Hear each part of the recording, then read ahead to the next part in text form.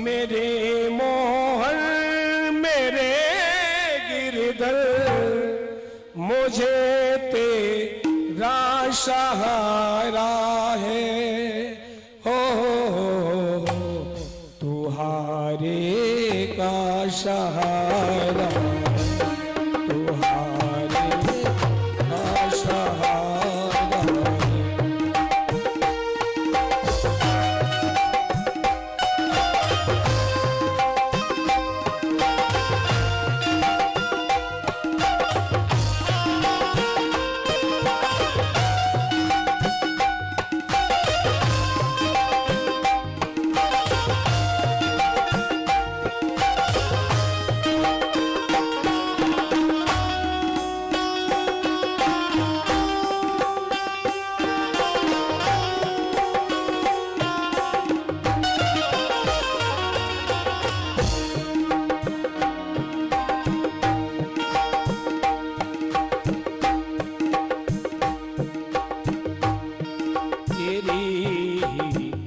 याद में मोहन ये पल पल आँख रोई है।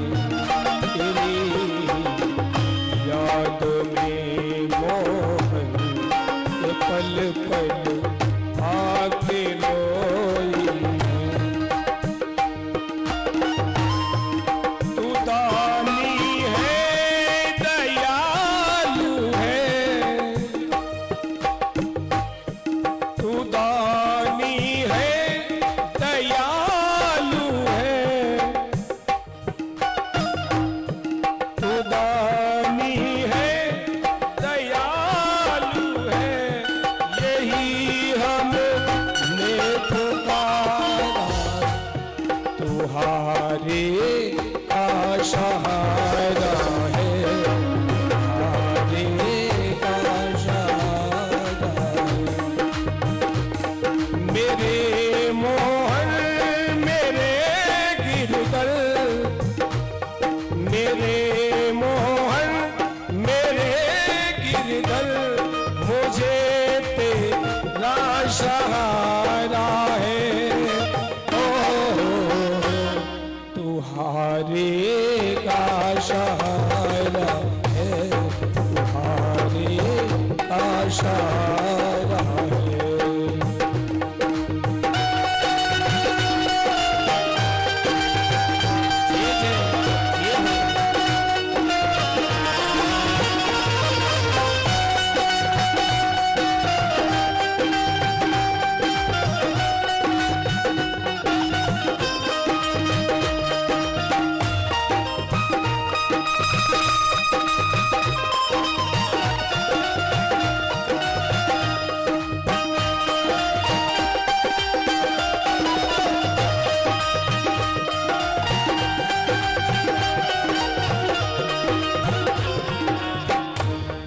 बड़ी मझधार में नैया सूझे ना किनारा है। बड़ी मझधार में नैया सूझे ना किनारा है। भंवर में फंस गई नैया, भटके बेसहारा है। भंवर में फंस गई नैया, भटके बेसहारा है।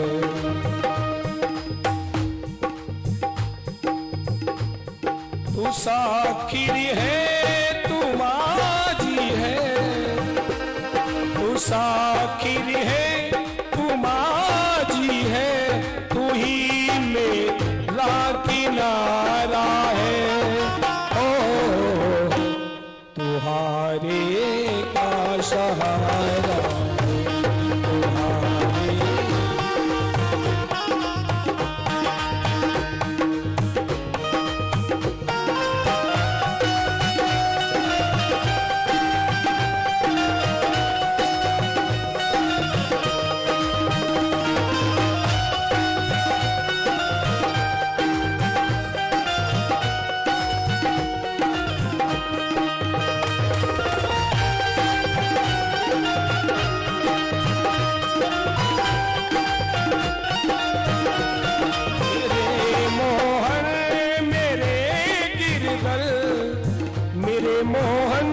मेरे गिरधर मुझे तेरा सहारा है। हो तुहारे का सहारा, तुहारे का सहारा है।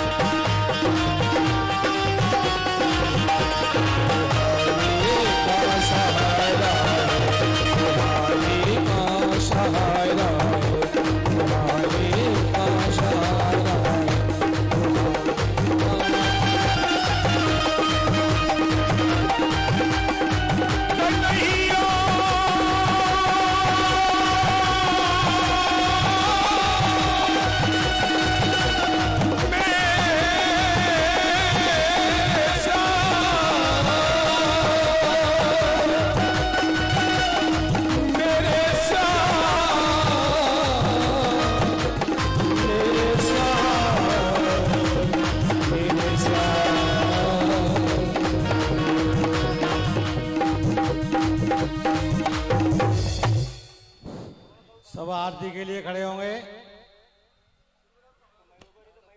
ओम चंद्रमा मनसो जात चक्षो सूर्यो जायत श्रोताद वायस प्राणच मुखाद अग्निर्जायतः।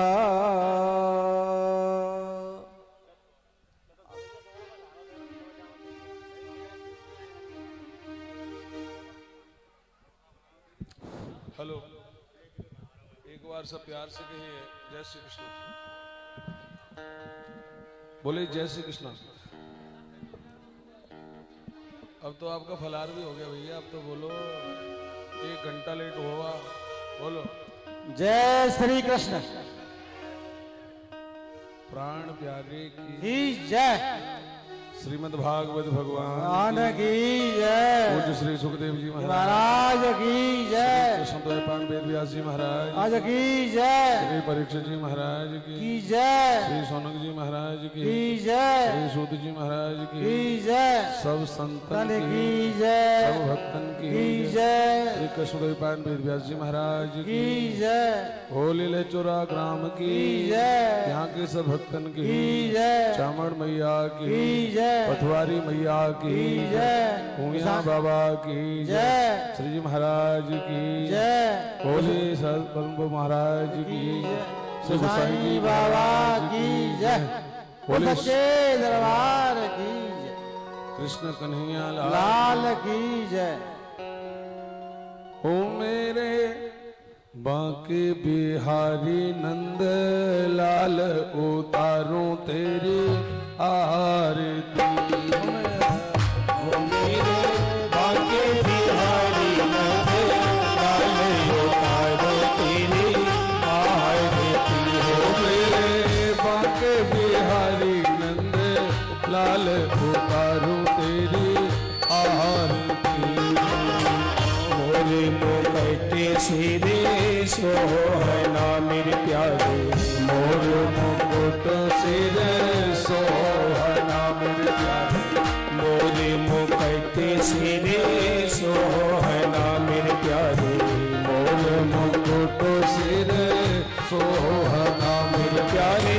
मेरे काना मेरे प्यारे, गल में फूल में की हाल उतारूं तेरी आरती। हो मेरे बांके बिहारी नंद लाल उतारूं तेरी आरती।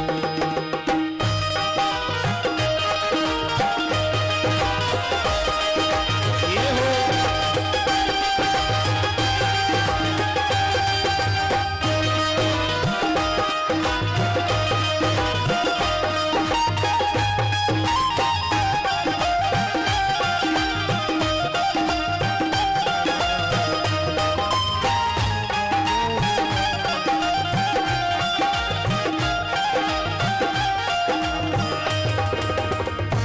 अधरों पे बंसी सोहे बांस की मिर्गाना, अधरों की बंसी सोहे बांस की मेरे गाना, अधरों पे बंसी सोहे बांस की मेरे प्यारे, अधरों पे बंसी सोहे बांस की मेरे प्यारे, मेरे प्यारे मेरे काना, मीठी मीठी सी मुस्काने उतारो तेरी आरती, मेरे बांके बिहारी नंद लाल उतारो तेरी आरती, मेरे बांके बिहारी नंद लाल उतारो तेरी आरती। ओ मेरे बांके बिहारी नंद लाल उतारो तेरी आरती।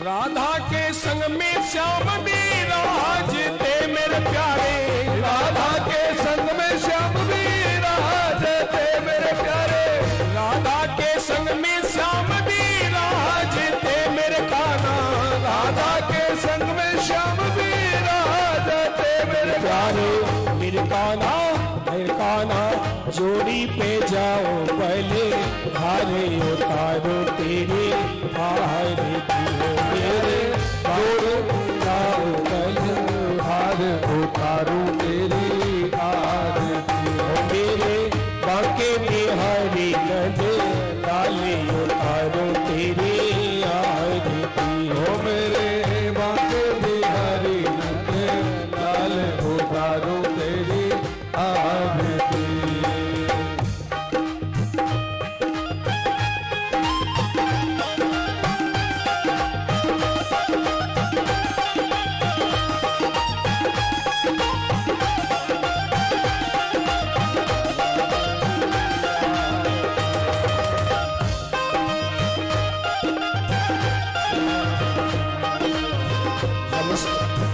हम सबकी काना यही बीनती मेरे काना, हम सबकी यही गाना बीनती मेरे प्यारे, हम सबकी काना यही बीनती मेरे प्यारे, हम सबकी गाना यही बीनती मेरे काना नैया लगा है कि जो पारे उतारू तेरी आरती।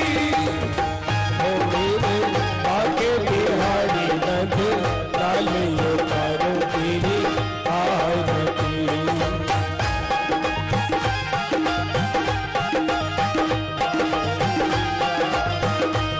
हे बांके बिहारी नंद लाल उतारू तेरी आरती, हो मेरे बांके बिहारी नंद लाले उतारो तेरे आरती, हो मेरे बांके बिहारी नंद लाले उतारो तेरे आरती, हो मेरे बांके बिहारी नंद लाले उतारो तेरे आरती, उतारो तेरे आरती, उतारो तेरे आरती।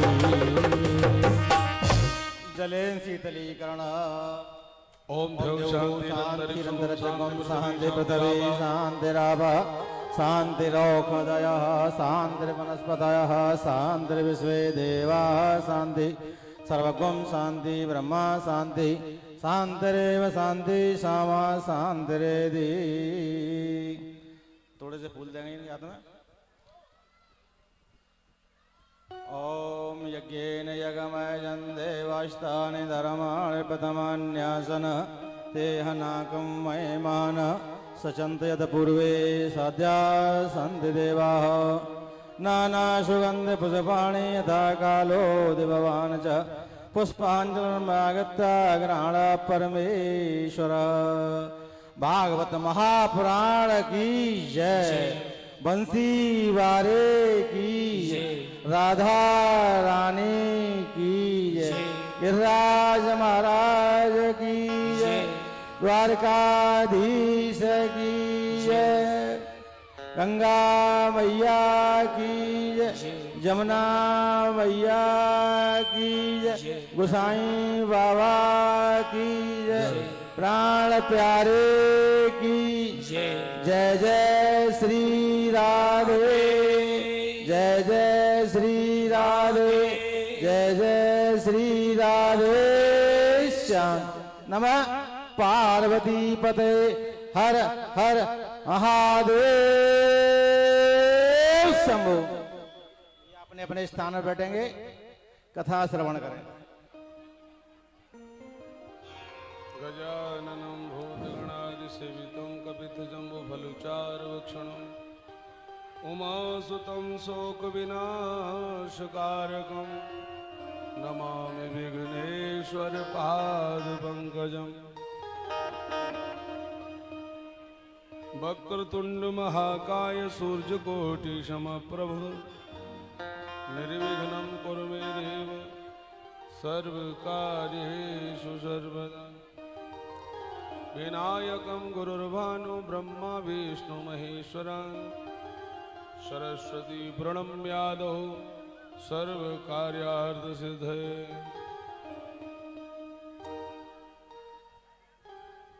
मंगलम भगवान विष्णु मंगलम गरुणध्वज मंगलम पुंडरीकाक्ष मंगलायतनो। श्रीमद्भागवत भगवान चरण कमलेभ्यो नमः।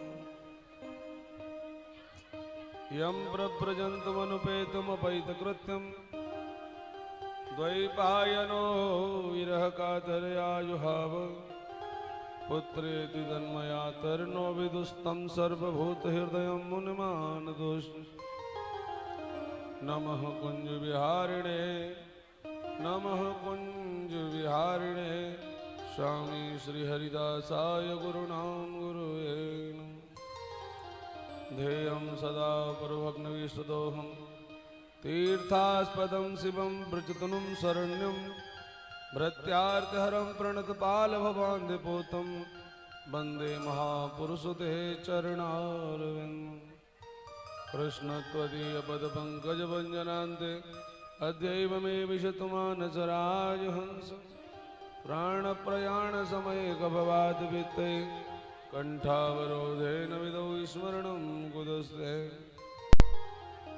अतुलितबलधामं हेमशैलावदेयं धनुजवनकृशानं ज्ञानिनामग्रगण्यं सकलगुणनिधानं वानराणामधीशं रघुपतिप्रियभक्तं वातजातं नमामि।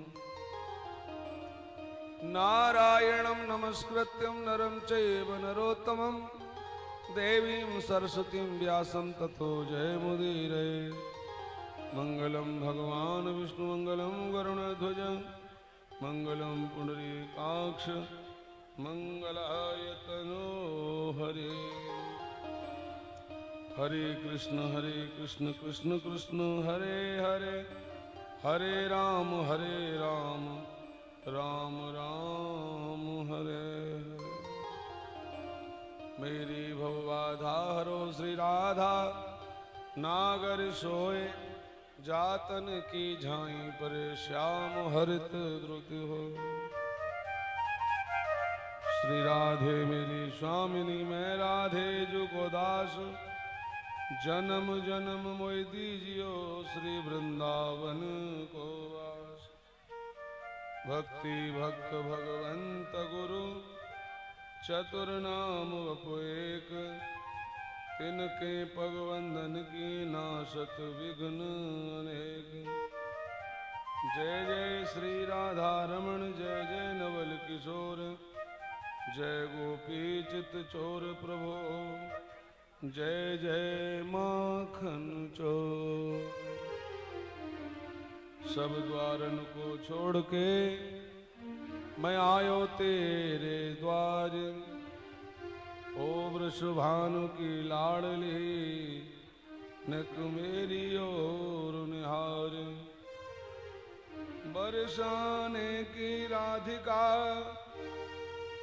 नंदगाम के श्याम, इन दोनों के चरणन में मेरो कोटि कोटि प्रणाम। गुरुर्ब्रह्मा गुरुर्विष्णु गुरुर्देवो महेश्वर, गुरु साक्षात् परब्रह्म तस्मै श्री गुरुवे नमः। इष्टदेव, ग्रामदेव, कुलदेव, स्थानदेव एवं समस्त संतों के चरणों में प्रणाम करते हुए, महापुरुषों के चरणों में प्रणाम करते हुए, अनुसुईया जैसी माँ बहनें एवं अत्रि जैसे पिता जिनके हृदय में परमात्मा विराजमान है, ऐसे सभी भक्तों को, भक्त वृंदों को, समस्त देवी देवताओं को मेरा इस व्यासपीठ से जय श्री कृष्ण प्रणाम, राधे राधे, राम राम।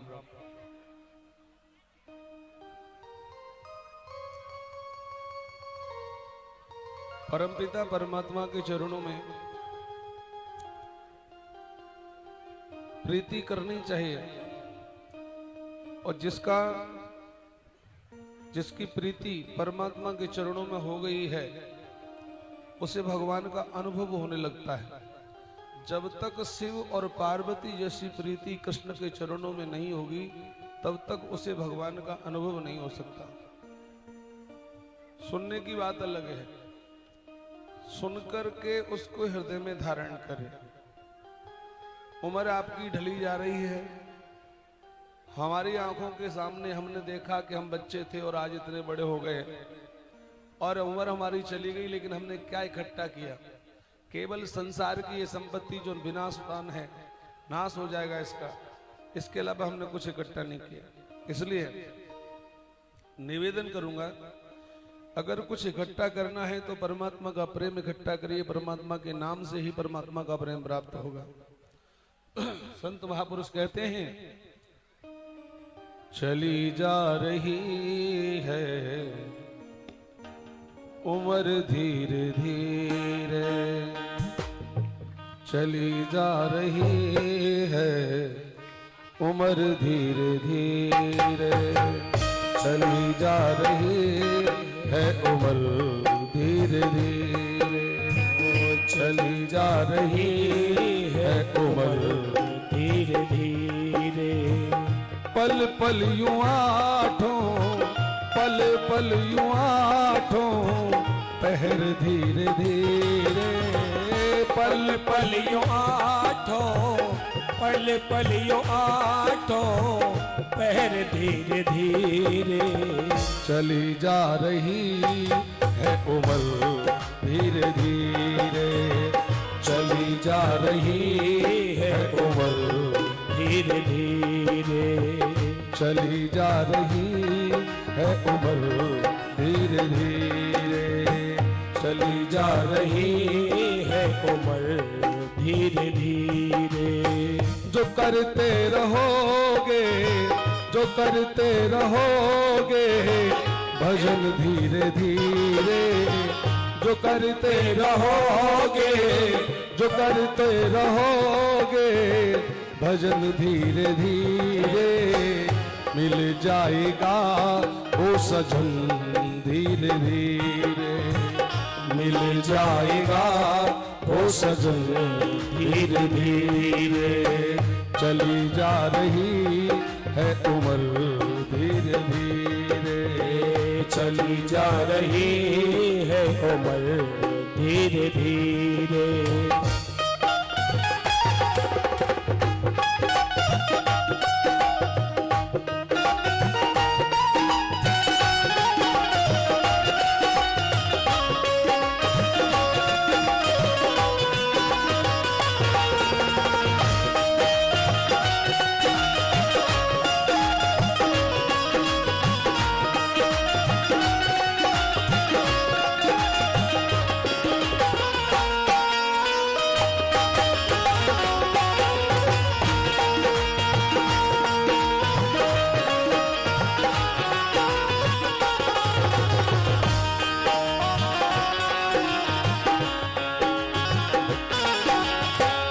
बचपन भी जाए जवानी भी जाए, बचपन भी जाए जवानी भी जाए, बचपन भी जाए जवानी भी जाए, बचपन भी जाए जवानी भी जाए, बुढ़ापे का होगा असर धीरे धीरे, बुढ़ापे का होगा असर धीरे धीरे, चली जा रही है उम्र धीरे धीरे, ओ चली जा रही है उम्र धीरे धीरे, तेरे हाथ पाँव में बल ना रहेगा, तेरे हाथ पाँव में बल ना रहेगा, तेरे हाथ पाँव में बल ना रहेगा, तेरे हाथ पाँव में बल न रहेगा, झुकेगी तुम्हारी कमर धीरे धीरे, झुकेगी तुम्हारी कमर धीरे धीरे, शिथिल अंग होंगे अब एक दिन जी, सफल एक दिन होंगे अंग एक दिन जी, फिर मंद होगी नजर धीरे धीरे, फिर मंद होगी नजर धीरे धीरे, चली जा रही है उम्र धीरे धीरे, चली जा रही है उम्र धीरे धीरे,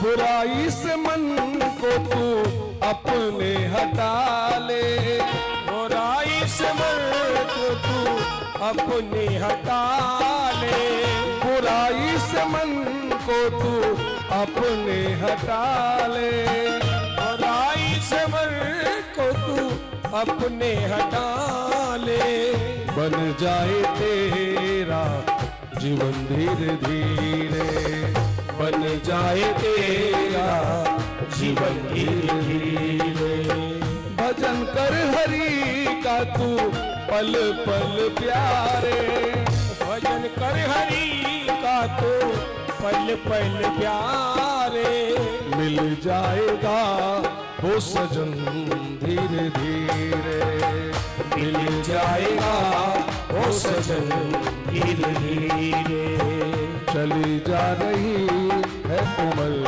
धीरे धीरे, चली जा रही है उम्र धीरे धीरे, चली जा रही उम्र धीरे धीरे, चली जा रही उम्र धीरे धीरे, चली जा रही उम्र धीरे धीरे, चली जा रही उम्र धीरे धीरे। देखो भैया, ये उम्र तो जा रही है, आप करो न करो भजन आपकी इच्छा है। महापुरुष कहते हैं, भगवान श्री सुखदेव जी महाराज राजा परीक्षित को कहते हैं, परीक्षित जीवन में व्यक्ति को मानव जन्म मिला, बचपन से लेकर के उसकी सारी उम्र गुजरती जा रही है। अगर उसे चाहिए कि वो परमात्मा रूपी सृजन मिले तो वो जब ही मिलेगा जब तू भजन करेगा। जब तक भजन नहीं करेगा तब तक तुझे परमात्मा रूपी सृजन की प्राप्ति नहीं होगी। जन्म तो मिलेंगे, जन्म तो बहुत मिले, जन्मते ही जन्मों की प्राप्ति हुई, लेकिन भैया सजन तो जब ही मिलेगा जब तो उसके योग्य हो जाएगा। एक बार सब प्यार से कहिए जय श्री कृष्ण। सप्तम दिवस की कथा है। कथा आज विश्राम लेगी 4 बजे, 4 साढ़े 4 बजे जो भी समय हो उसके अनुसार विश्राम लेगी कथा। लेकिन मैं देख रहा हूं 7 दिन से कुछ महान पुरुष हैं जो बिल्कुल आकर के सही समय पर कथा में बैठ जाते हैं।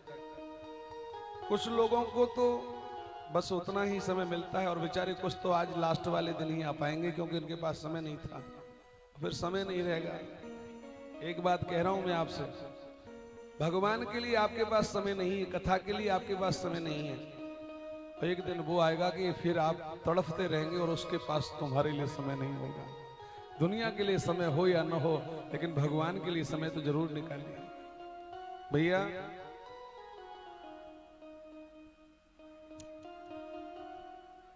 श्रेष्ठ बुद्धि वाले लोग वो होते हैं, श्रेष्ठ बुद्धि वाले लोग वो होते हैं जो इशारे से बात समझ जाते हैं, और उल्टी बुद्धि वाले लोग, मूर्ख बुद्धि वाले लोग वो होते हैं जिनको बार बार समझाने के बाद भी राम कथा कह रही है, भागवत कह रही है और सारी व्यवस्थाएं सब शास्त्र वेद घोषणा कर रहे हैं, लेकिन फिर भी अगर तुम नहीं चेतो तो फिर भगवान का दोष नहीं मेरे भाई। भगवान तो 4 दूत भेजते हैं आदमी के पास। प्यार से बोलो जय श्री कृष्ण। गौर से सुनना माताओं, आज आवाज करो तो पीछे हट जाओ या उधर चले जाओ। सब बहन बेटियों से कह रहा हूं, जिसको यहाँ आवाज करनी है वो उधर जाओ, और शांत बैठना है भगवान की कथा में तो यहां बैठो। एक बात बोलूं आपसे, भगवान 4 दूत भेजता है, चाहे वो मेरी माता हो चाहे कोई पिता हो, सबके पास बराबर भेजता है। पहला दूत भेजता है, बाल सफेद कर देता है भगवान। बोलो, भगवान कहता है मैंने तुझे बाल सफेद कर दिए, तेरा रूप बदल दिया, अब तू दुनिया की जितनी तेने मौज उड़ाई ठीक है, अब तू भगवान का भजन कर। अब तेने जो कुछ करना था वो कर लिया, अब 2 नंबर बहुत हो गया, अब 1 नंबर में आ जा, क्योंकि सफेद 1 नंबर होता है महाराज जी। अब दुनिया भर के काम हो गए, बाल सफेद हो गए, अब तू 1 नंबर में आ जा। लेकिन कितना चालाक आदमी है, इसको क्या बोलूं मैं, ये चालाकी बोल सकता हूं और तो कुछ बोल नहीं सकता, गलती थी। इतना चालाक आदमी है, कारों चलाएगा कहीं से खरीद के, 8 आने की, 4 आने की, 12 आने की, ऐसी कारों चलाएगा ऐसा नया बन जाएगा जैसे अभी पैदा हुआ है, काले काले बाल लेके। इतना चालाक आदमी है लेकिन भजन नहीं करता। मैं काले बाल करने के लिए मना नहीं कर रहा हूं, काले बाल करिए, मुझे कोई दिक्कत नहीं। सुखदेव भगवान कहते हैं परीक्षित, काले बाल की बात नहीं है, बात तो इसकी है तुम काले बाल करो, पीले करो, लाल करो, इससे मतलब नहीं है। लेकिन अब तुम्हारी उम्र जब सफेद बाल हो गए, दशरथ जी के कान के बगल में 1 बाल सफेद हुआ था, उन्होंने तुरंत संन्यास लिया और कहा कि राम को राज्य तिलक दे दो। लेकिन महान पुरुषों, हमारे तुम्हारे सारे बाल सफेद हो जाएं, फिर भी भगवान की कथा कोई दूसरा करा रहा है, फिर भी हम सुन नहीं सकते। बोलो, दूसरा हमें आसन दे रहा है, भजन नहीं कर सकते, माला दे रहा है, भजन नहीं कर सकते। नियम यह है, पहला दूत भगवान भेजता है। ईमानदारी से बोलो, तुम्हें भगवान जगा रहा है फिर भी तुम नहीं जगो, जग करके सो जाओ तो भगवान का कोई दोष है? बोलो, या तो सिर हिलाओ मेरे भाई, आज की तो बात है, नहीं है भगवान का दोष। दूसरा दूत भगवान भेजता है, आंखों पे चश्मा लगवा देता है, आंखों की ज्योति कम कर देता है। भगवान कहता है तेने बड़े बड़े सिनेमा देखे, तेने कौन कौन सी टॉकीज में गयो है, कहूं नहीं तो घर ही टीवी खरीद लायो, बड़े बड़े सिनेमा देखे, बड़े बड़े नाटक देखे, बड़ी बड़ी नौटंकी देखी। अब दुनिया के नाटक ने खत्म कर दे, तू अपने भीतर का नाटक देख, अपनी जिंदगी का नाटक देख और तू भजन कर, तेरी जिंदगी सफल होगी। दुनिया के नाटक देखने से तेरा कोई नाटक सफल नहीं हुआ, लेकिन जब तू अपना हीरो बनेगा, तू अपना नाटक करने वाला बनेगा, तो तेरा दुनिया में नाम होगा। लेकिन अपना नाटक नहीं देखता। हमने भी जग देखा दुनिया की आंखों से, नहीं देख सके खुद को खुद ही की आंखों से। वो आदमी क्या करेगा मालूम, बढ़िया मेरी तरह चश्मा बनवाएगा।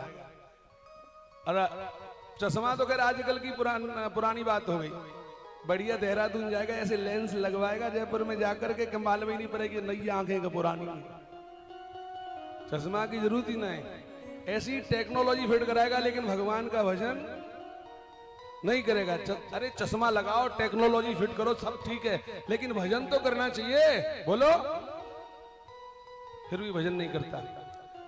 भगवान तीसरा दूत भेजता है, तीसरा दूत भेजता है कि व्यक्ति के भाई दांत कमजोर हो जाते हैं, दांत गिर जाते हैं। भगवान कहते हैं कि अब तेरे दांत मैंने गिरा दिए, कमजोर कर दिए, अब तुझे क्या करना चाहिए? 3 दूत भेज दिए, तुझे बता दिया। बोले दलिया खा, दलिया पी, भजन कर, खिचड़ी खा, दलिया खा। लेकिन भाई साहब आदत खराब है ना, वो क्या करेगा?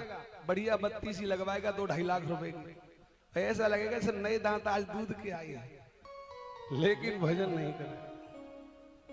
भाई भगवान कहता है बड़ी बड़ी मिर्च की पकौड़ी खाई, बड़े बड़े जाकर के तेने हलवा खाए गाजरन के उजर काय के दुनिया भर के, अब तेरी पेट की स्थिति गड़बड़, बुढ़ापा आ गया, अब तुझे भजन करना चाहिए।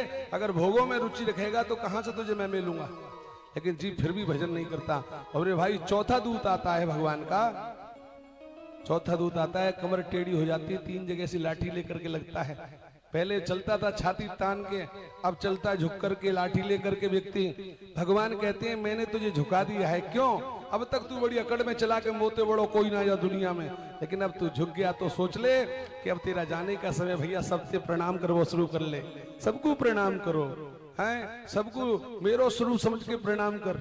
लेकिन जीव प्रणाम नहीं करता, भजन नहीं करता, ऐसा अकड़ में चलता है कि भैया बाजार को जागो, बढ़िया च्यवनप्राश खागो, बढ़िया वो कौन कौन सी बट्टी होती हैं, और उन बट्टियों को खा करके जवान बनना चाहेगा, लेकिन उसे भगवान की बात मंजूर नहीं है कि मुझे भगवान ने झुकाया है, केवल भगवान का भजन करने के लिए। 4 दूत आते हैं, भगवान भेजते हैं, लेकिन फिर भी जीव नहीं सोचे तो भगवान का तो दोष है नहीं मेरे भाई।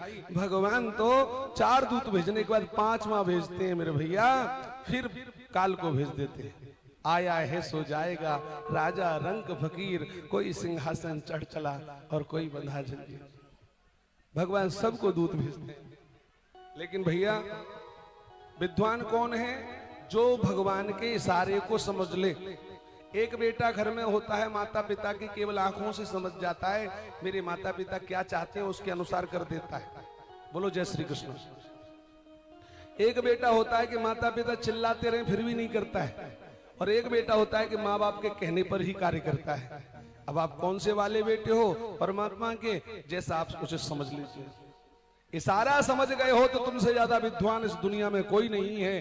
कहते हैं एक ने एक की मानी और दोनों ज्ञानी, एक ने एक की मानी दोनों ज्ञानी, और एक ने एक की नहीं मानी, दोनों में होगी खींचा तानी, फिर व्यवस्था गड़बड़ हो जाएगी। इसलिए महापुरुषों एक बात कहूंगा आपसे, आप ज्ञानी पुरुष हैं, जो कथा मैं सुना रहा हूं आपके हृदय में है वो कथा मैं जानता हूं, लेकिन उसका निरंतर प्रभाव बहना चाहिए, निरंतर वो प्रभाव आपके हृदय में चलते रहना चाहिए। जैसे आपने देखा है नदियां, जैसे गंगा जी हैं, हमेशा प्रवाह चलता रहता, कभी धार टूटती नहीं। और जिसकी धार टूट जाए, मर्यादा टूट जाए, फिर उसका फिर आनंद नहीं रहता। बोलो, भक्ति का प्रवाह तो चलते रहना चाहिए, प्रणाम तो करते रहना चाहिए। जहां भी जाओ प्रणाम जरूर करो। है मैंने देखा बहुत से लोग हैं प्रणाम करते हैं, अच्छे लगते हैं, उनका सम्मान भी बढ़ता है। प्रणाम तो करना ही चाहिए भाई। प्रणाम किसको कर रहे हो? कोई आदमी को थोड़े ही कर रहे हो, हर व्यक्ति के अंदर वो तत्व रूपी परमात्मा विराजमान है, उसी को तो प्रणाम कर रहे हो भैया।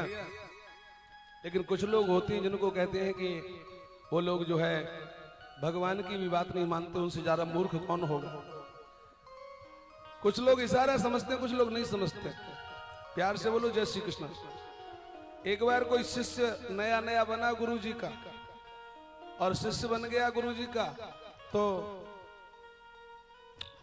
गुरु जी उसको साथ लेकर के चलते थे। गुरु जी घोड़ी पर चलते थे, घोड़ी पे चले गुरु जी। तो शिष्य से कहा बेटा देखो, अगर हमारी घोड़ी से कोई सामान गिरे तो उठा लेना। शिष्य ने कहा ठीक है गुरु जी, ठीक है। जबकि शिष्य को तो भाई बिना कहे ही कोई चीज गिरे तो उठानी चाहिए, लेकिन वो चेला कैसा हुआ, गुरुजी घोड़ी पे चले और घोड़ी चलने लगी। एक दिन 2 दिन की बात जो भी चली, और घोड़ी चली तो घोड़ी ने, अब आप जानते हो वो लीद तो करेगी, चेले ने उठा करके थैली में लीद भर ली। और शाम को गुरुजी के पास गया। बोले शाम को जब गुरुजी का ठहराव हो गया कहीं, लो गुरुजी ये आज घोड़ी से सामान गिरा था। गुरुजी ने कहा गधे, मैंने तुझसे ये लीद के लिए थोड़ा ही कहा था कि तू लीद उठा लेना। अरे गुरुजी ये भी कोई बात हुई, अब उठाना था तो तुमने कहा जो गिरे मैंने उठा लिया। बोले अब मुझे बता दो क्या क्या उठाना है, मुझे क्या क्या उठाना है। गुरुजी ने कहा मेरा थैला गिर जाए तो उठा लेना, घोड़ी की झूल गिर जाए उठा लेना, पेन गिर जाए उठा लेना, कॉपी गिर जाए उठा लेना, ये गिर जाए उठा लेना, वो गिर जाए उठा लेना। एक दिन गुरुजी की घोड़ी दौड़ पड़ी जोर से और कोई नाली आई बड़ी जोर की नाला और उस घोड़ी ने लगांगा, लेकिन घोड़ी लांग नहीं पाई, घोड़ी का पैर जा, गुरुजी धड़ाम से उस नाले में गिर पड़े। अब गुरुजी के चोट लगी, गिर गए, गुरुजी उठ नहीं पा रहे हैं। आधा घंटा हो गया, वो बैठा है उधर दूर, बहुत देर हो गई। बेचारे कोई राहगीर निकल कर जा रहे थे, अरे अरे अरे महाराज जी गिरे हैं, महाराज जी, अरे अरे अरे खड़े। वो 4-6 लोगों ने महाराज जी को निकाला। महाराज जी को जब होश आया, अब मल्लम पट्टी जो हुई सो हो गई। शाम के समय गुरुजी ने कहा चले, हाँ गुरुजी, भाई हम इतनी देर उसमें पड़े रहे और लोगों ने उठाया, तूने हमें क्यों नहीं उठाया? बोले गुरुजी लिस्ट देख लो, तुम्हारा इस लिस्ट में नाम नहीं उठाने वाला हूं, तुमने नाम लिखा ही नहीं, मुझे क्या उठाना है। समझ रहे हो मैं जो कहना चाह रहा हूं? जो व्यक्ति भगवान के बार बार बताने पर भी ना माने, केवल अपनी बात को ही सिर रखे, उससे ज्यादा मूर्ख कौन हो सकता है।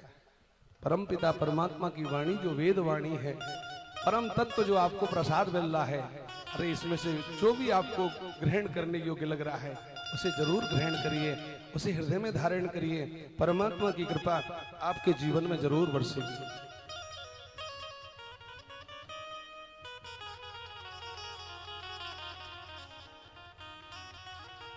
श्री सुखदेव जी महाराज राजा परीक्षित को बता रहे हैं, भगवान कहते हैं भैया तेरा जीवन बड़ा अनमोल है, इसको वैसे मत गमाओ। संत कह रहे हैं अनमोल तेरा जीवन यूं ही गमा रहा है, अनमोल तेरा जीवन यूं ही गमा रहा है।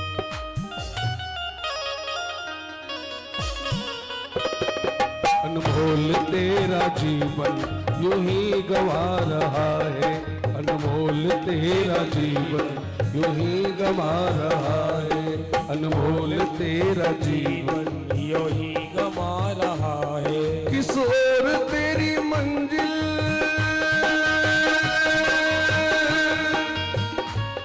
किस ओर तेरी मंजिल, किस ओर जा रहा है, अनमोल तेरा जीवन यूं ही गवा रहा है, अनमोल तेरा जीवन यूं ही गवा रहा है। किस ओर तेरी मंजिल है, किस ओर तेरी मंजिल, किस ओर जा रहा है, अनमोल तेरा जीवन ताली से गवा रहा है, अनमोल तेरा जीवन यूं ही गवा रहा है।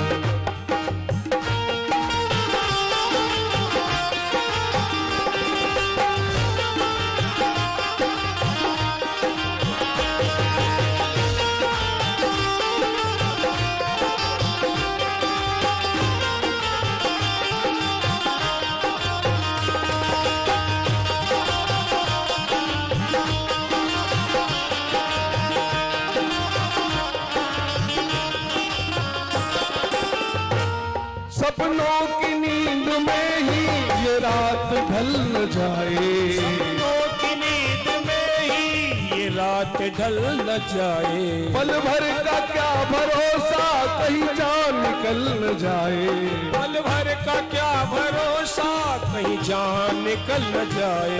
गिनती की ये सांसें यूं ही लुटा रहा है, गिनती की है ये सांसें यूं ही लुटा रहा है।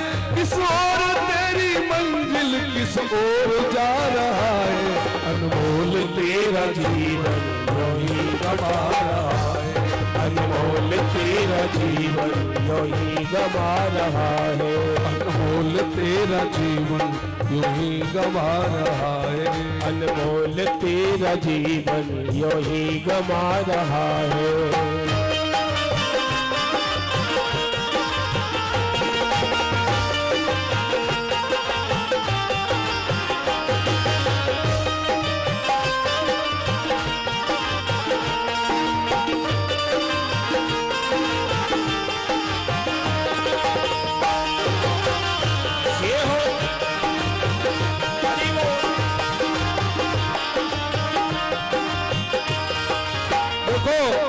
ममता के बंधनों ने हम सबको घेर रखा है, ममता के बंधनों ने जो आज तुझको घेरा, ममता के बंधनों ने जो आज तुझको घेरा, सुख में है सभी साथी कोई नहीं है तेरा, सुख में है सभी साथी कोई नहीं है तेरा, तेरा ही मोह तुझको कब से रुला रहा है, तेरा ही मोह तुझको कब से रुला रहा है, अनमोल तेरा जीवन यूं ही गवा रहा है, अनमोल तेरा जीवन यूं ही गवा रहा है, अनमोल तेरा जीवन यूं ही गवा रहा है।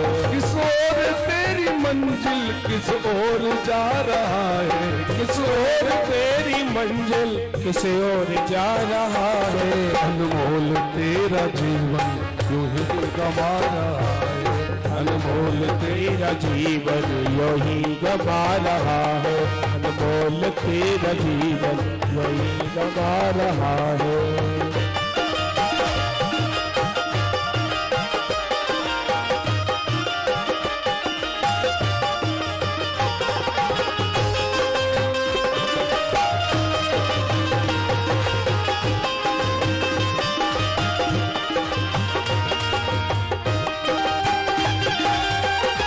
दोनों हाथ ताली सेवा करते हैं।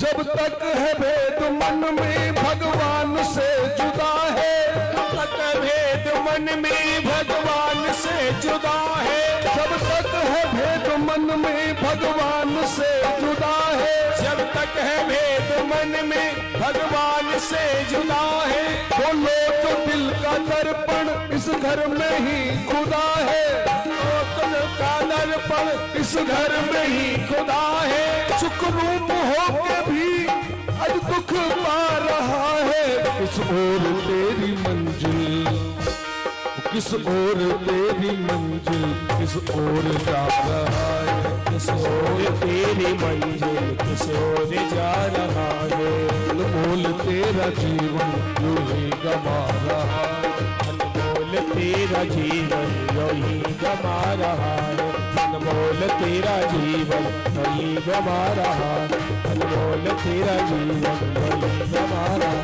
अनमोल तेरा जीवन यूं ही गवा रहा, अनमोल तेरा जीवन यूं ही गवा रहा है। एक बार प्यार से कह दीजिए जय श्री कृष्ण। हमारे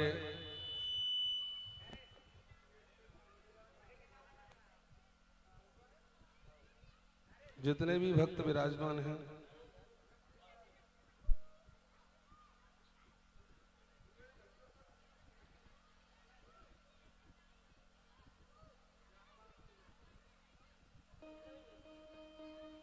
बैठ जाइए सर प्लीज, रख लीजिए और बैठ जाइए, बैठ जाइए।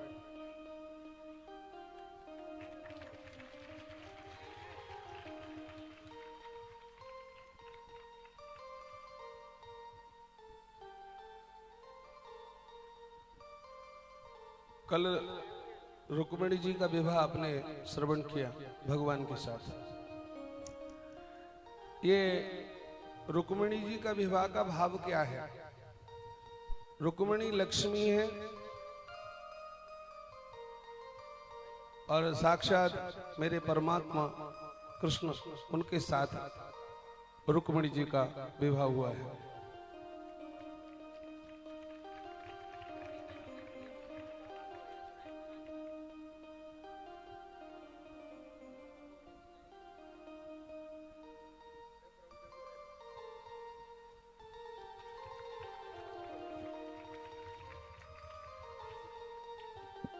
भगवान करे जल्दी तुम्हारा भागवत हो, वो पे तो जय आशीर्वाद लेते और का भैया कृष्ण भगवान तुम्हारे घर आए और तुम्हारी फिर भागवत तुम्हारे घर हो। घर तो तुम्हारा ही है ये, लेकिन अब ये परीक्षित बन के बैठे हैं, फिर जिसको मौका मिले वो बैठे। बोलो वृंदावन बिहारी लाल की जय। अब बैठ जाओ, तुम बहुत देर है, बैठ जाओ, कथा में बहुत विलंब हो चुका है। तो कल भगवान का विवाह हुआ। देखो विवाह की कथा क्या कहती है, जीव और ईश्वर का मिलन ही भगवान कृष्ण और रुक्मिणी का विवाह है।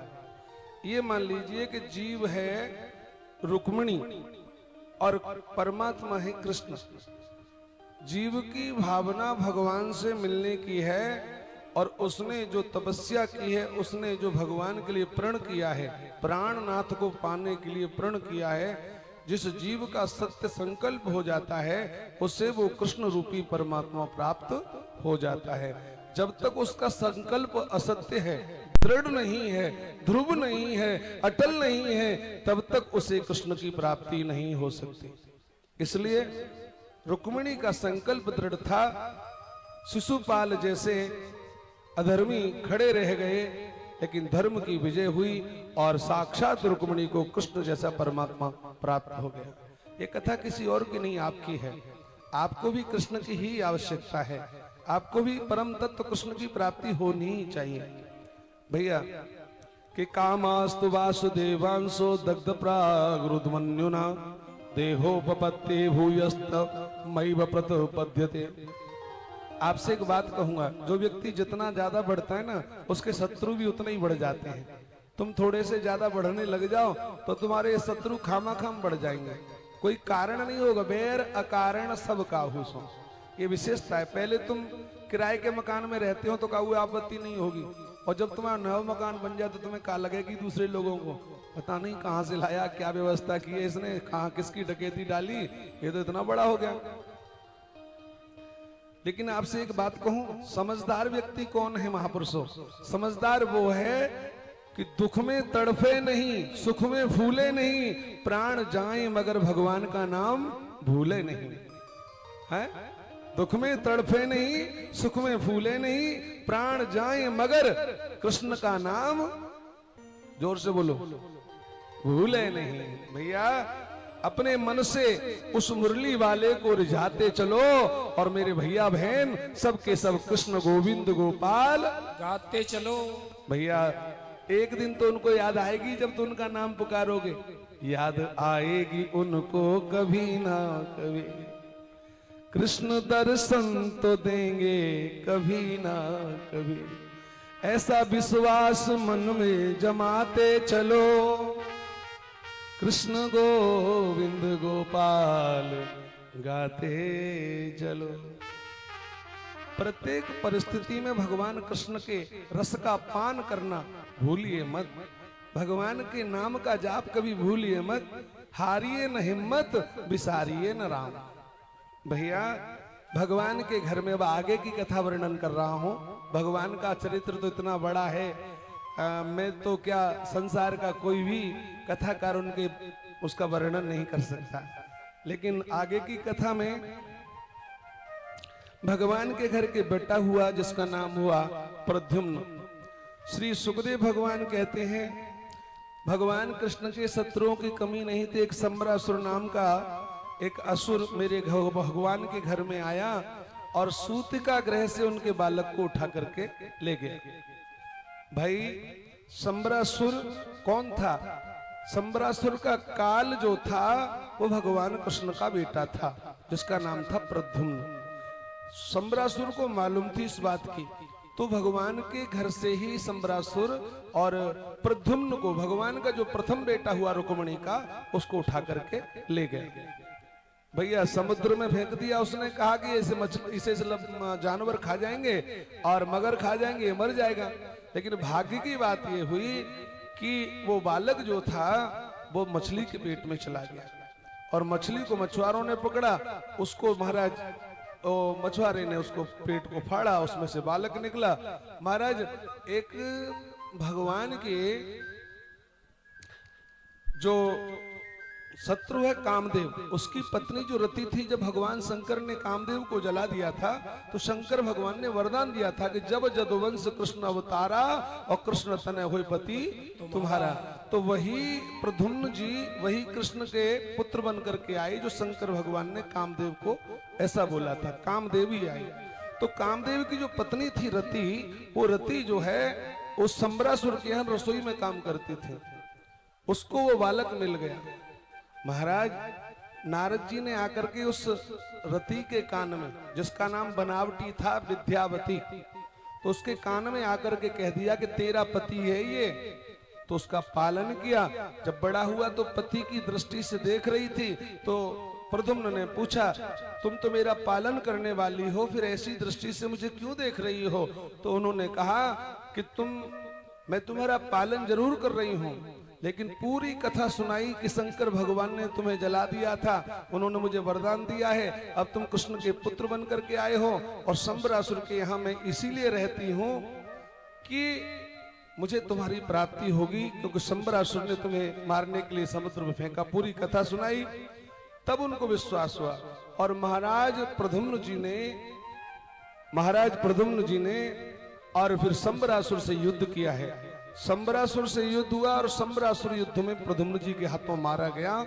रति को लेकर के आदरणीय श्री कामदेव के अवतार जो थे अर्थात प्रद्युम्न जी महाराज फिर द्वारका में पधारे हैं। बोलो द्वारकाधीश की ये हो।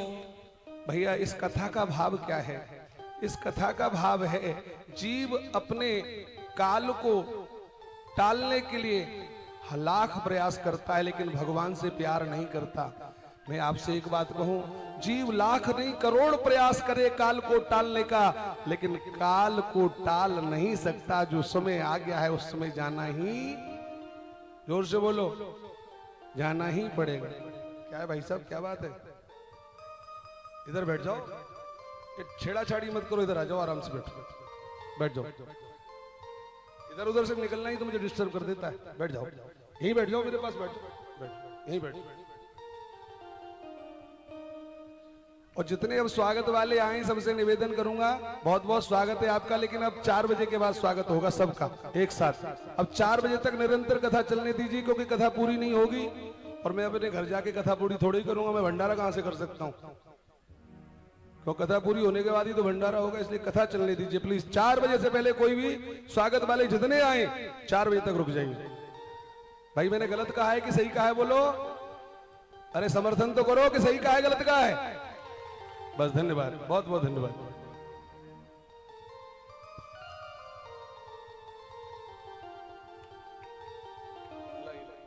जय भगवान।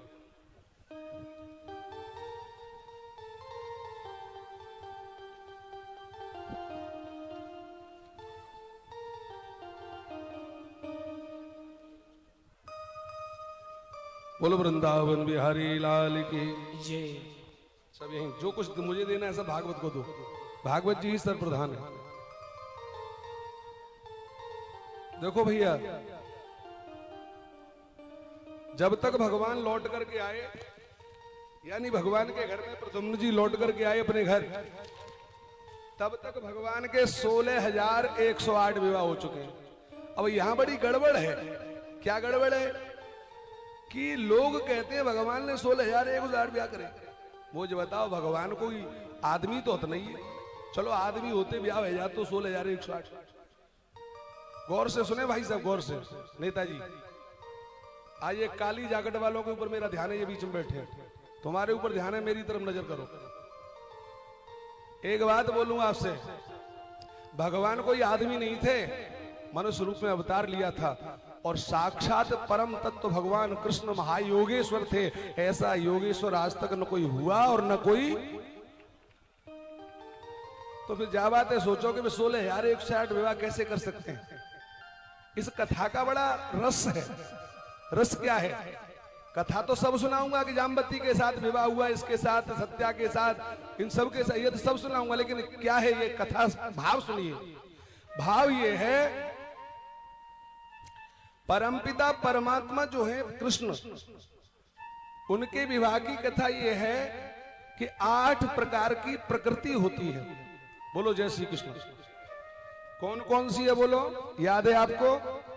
सबसे पहले प्रकृति कहते हैं जल, दूसरा वायु, अग्नि, तेज, ऐसे करके 8 प्रकार की मन बुद्धि अहंकार, ये 8 प्रकार की प्रकृति है। तो प्रकृति किसका आदेश मानती है बोलो भाई? किसका आदेश मानती है? भगवान का मानती है ना। तो भगवान का आदेश मानती, जैसे कोई घरवारी अपने घरवारे को आदेश माने, ऐसे ही प्रकृति भगवान का आदेश मानती है। इसलिए भगवान की 8 पटरानियां हैं। कोई साधारण स्त्री भगवान की पत्नी नहीं है। अब आई 16,100, तो 100 उपनिषद हैं। उपनिषद कितने हैं भाई? आज तो थोड़ा जोर से बोलो पीछे वाले। 100 उपनिषद कितने हैं? 100। और प्रत्येक 33 उपनिषद से लेकर के कोई भी उपनिषद केवल भगवान का ही चिंतन करता है, बाकी किसी का रास्ता नहीं बताता। ये 100 उपनिषद भगवान की पत्नियां हैं। कितने हो गए बोलो? 108। और इससे आगे चलिए, मैंने कहा था वेद के 3 कांड हैं, ज्ञान कांड, कर्म कांड और उपासना कांड। भक्ति वाला उपासना कांड, तो भक्ति वाले उपासना कांड के 16,000 श्लोक हैं। कितने? और 16,000 श्लोक, प्रत्येक श्लोक मेरे कृष्ण का स्तवन करता है। तो कौन हुआ उसका? तो इस प्रकार से भगवान के 16,000 उपासना कांड के, मान लो आप कृष्ण की उपासना करते हो तो आप कृष्ण के भक्त हुए कि नहीं हुए?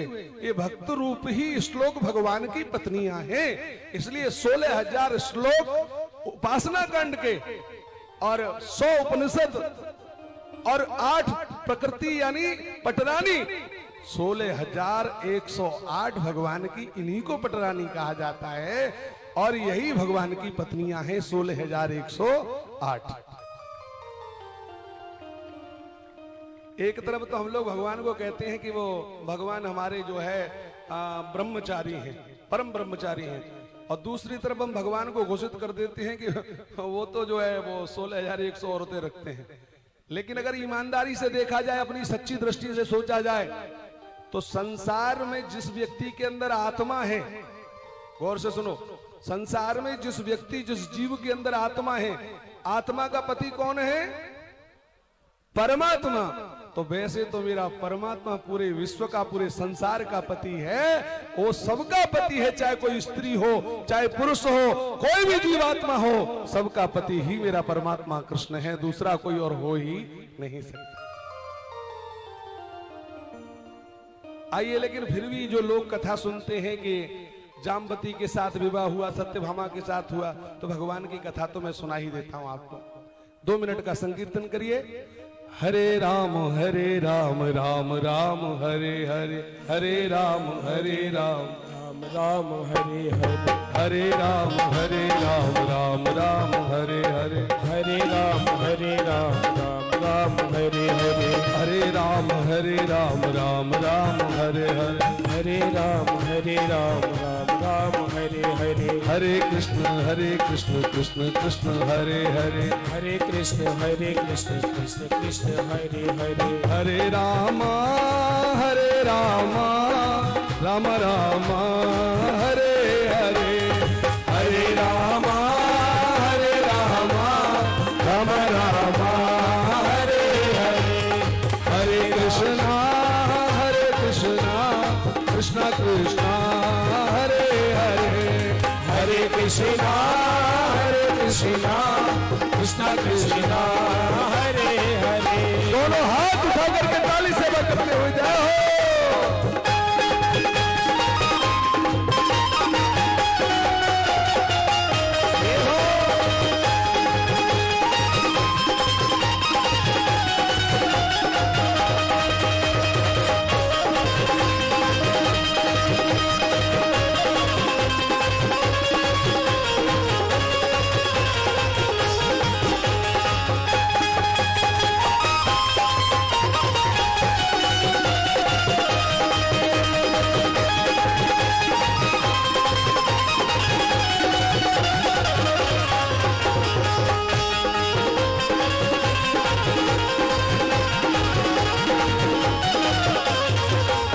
कृष्णा कृष्णा कृष्णा हरे हरे, हरे कृष्णा कृष्णा कृष्णा हरे हरे, हरे कृष्ण कृष्ण कृष्ण हरे हरे, हरे कृष्ण कृष्ण हरे हरे, हरे कृष्ण कृष्ण कृष्ण हरे हरे, हरे कृष्ण कृष्ण हरे हरे, हरे राम राम राम हरे हरे, हरे राम राम हरे हरे, हरे राम राम राम हरे हरे, हरे राम राम हरे हरे, हरे कृष्ण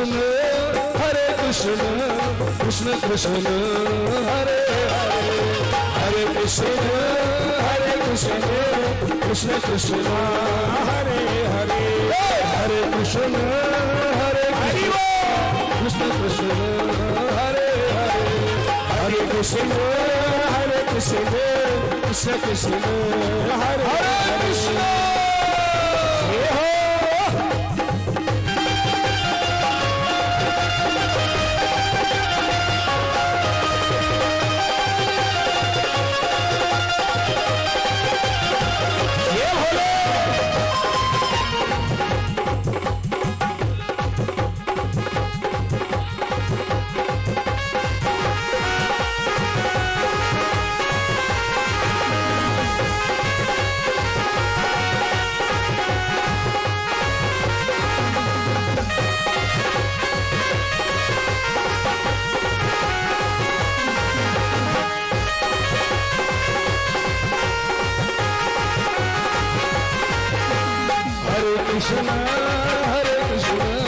कृष्ण कृष्ण हरे हरे, हरे कृष्ण कृष्ण कृष्ण हरे हरे, हरे कृष्ण कृष्ण कृष्ण हरे हरे। बोलिए बांके बिहारी लाल की। भगवान का दूसरा विवाह हुआ जाम्बवती के साथ। एक बार सत्राजित नाम के जो राजा थे द्वारका में पधारे, भगवान कृष्ण ने देखा, लोगों ने बताया सत्राजित ने तपस्या की थी, एक मणि प्राप्त की जो 200 किलो सोना रोज प्रदान करते थे। भगवान ने कहा सत्राजित तुम्हारे घर में कितने आदमी हैं? बोले महाराज 3.5, एक मेरी पत्नी, एक मेरी बेटी, एक मेरा भाई, एक मैं। भगवान ने कहा इतनी संपत्ति तेरे घर रोज आती है, 200 किलो सोना रोज देती है मणि, भाई क्या करोगे इतने से? गरीबों के काम में लगाओ, जरूरतमंद लोगों के लिए दान करिए, ये मणि हमारे राज्य में दे दीजिए, आपका खर्चा हम चलाएंगे। सत्राजित ने भगवान पर भी शंका कर दी, सोचा ये अपने फायदे के लिए ले रहे हैं। भगवान कभी भी किसी को कोई संत के रूप में संदेश दें या स्वयं दें, उसका कुछ अलग मतलब होता है, लेकिन उल्टी बुद्धि वाले तो उल्टा ही अर्थ निकालते हैं।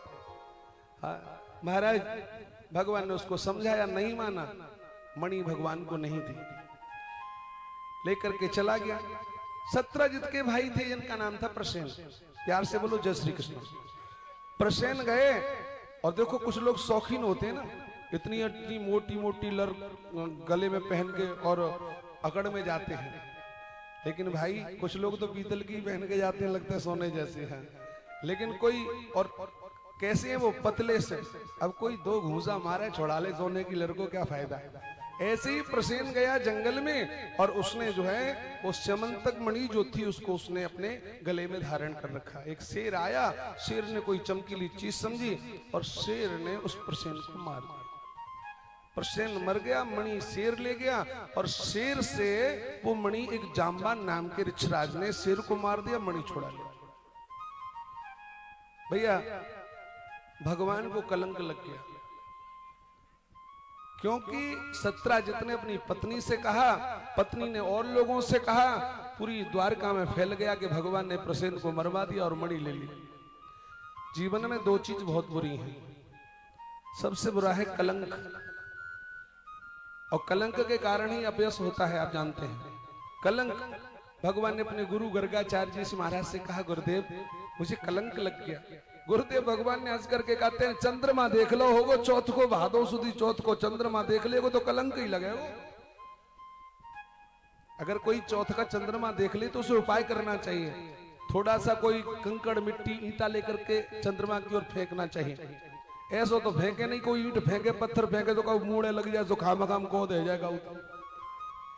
हाँ, तो वो थोड़ा कर देना चाहिए।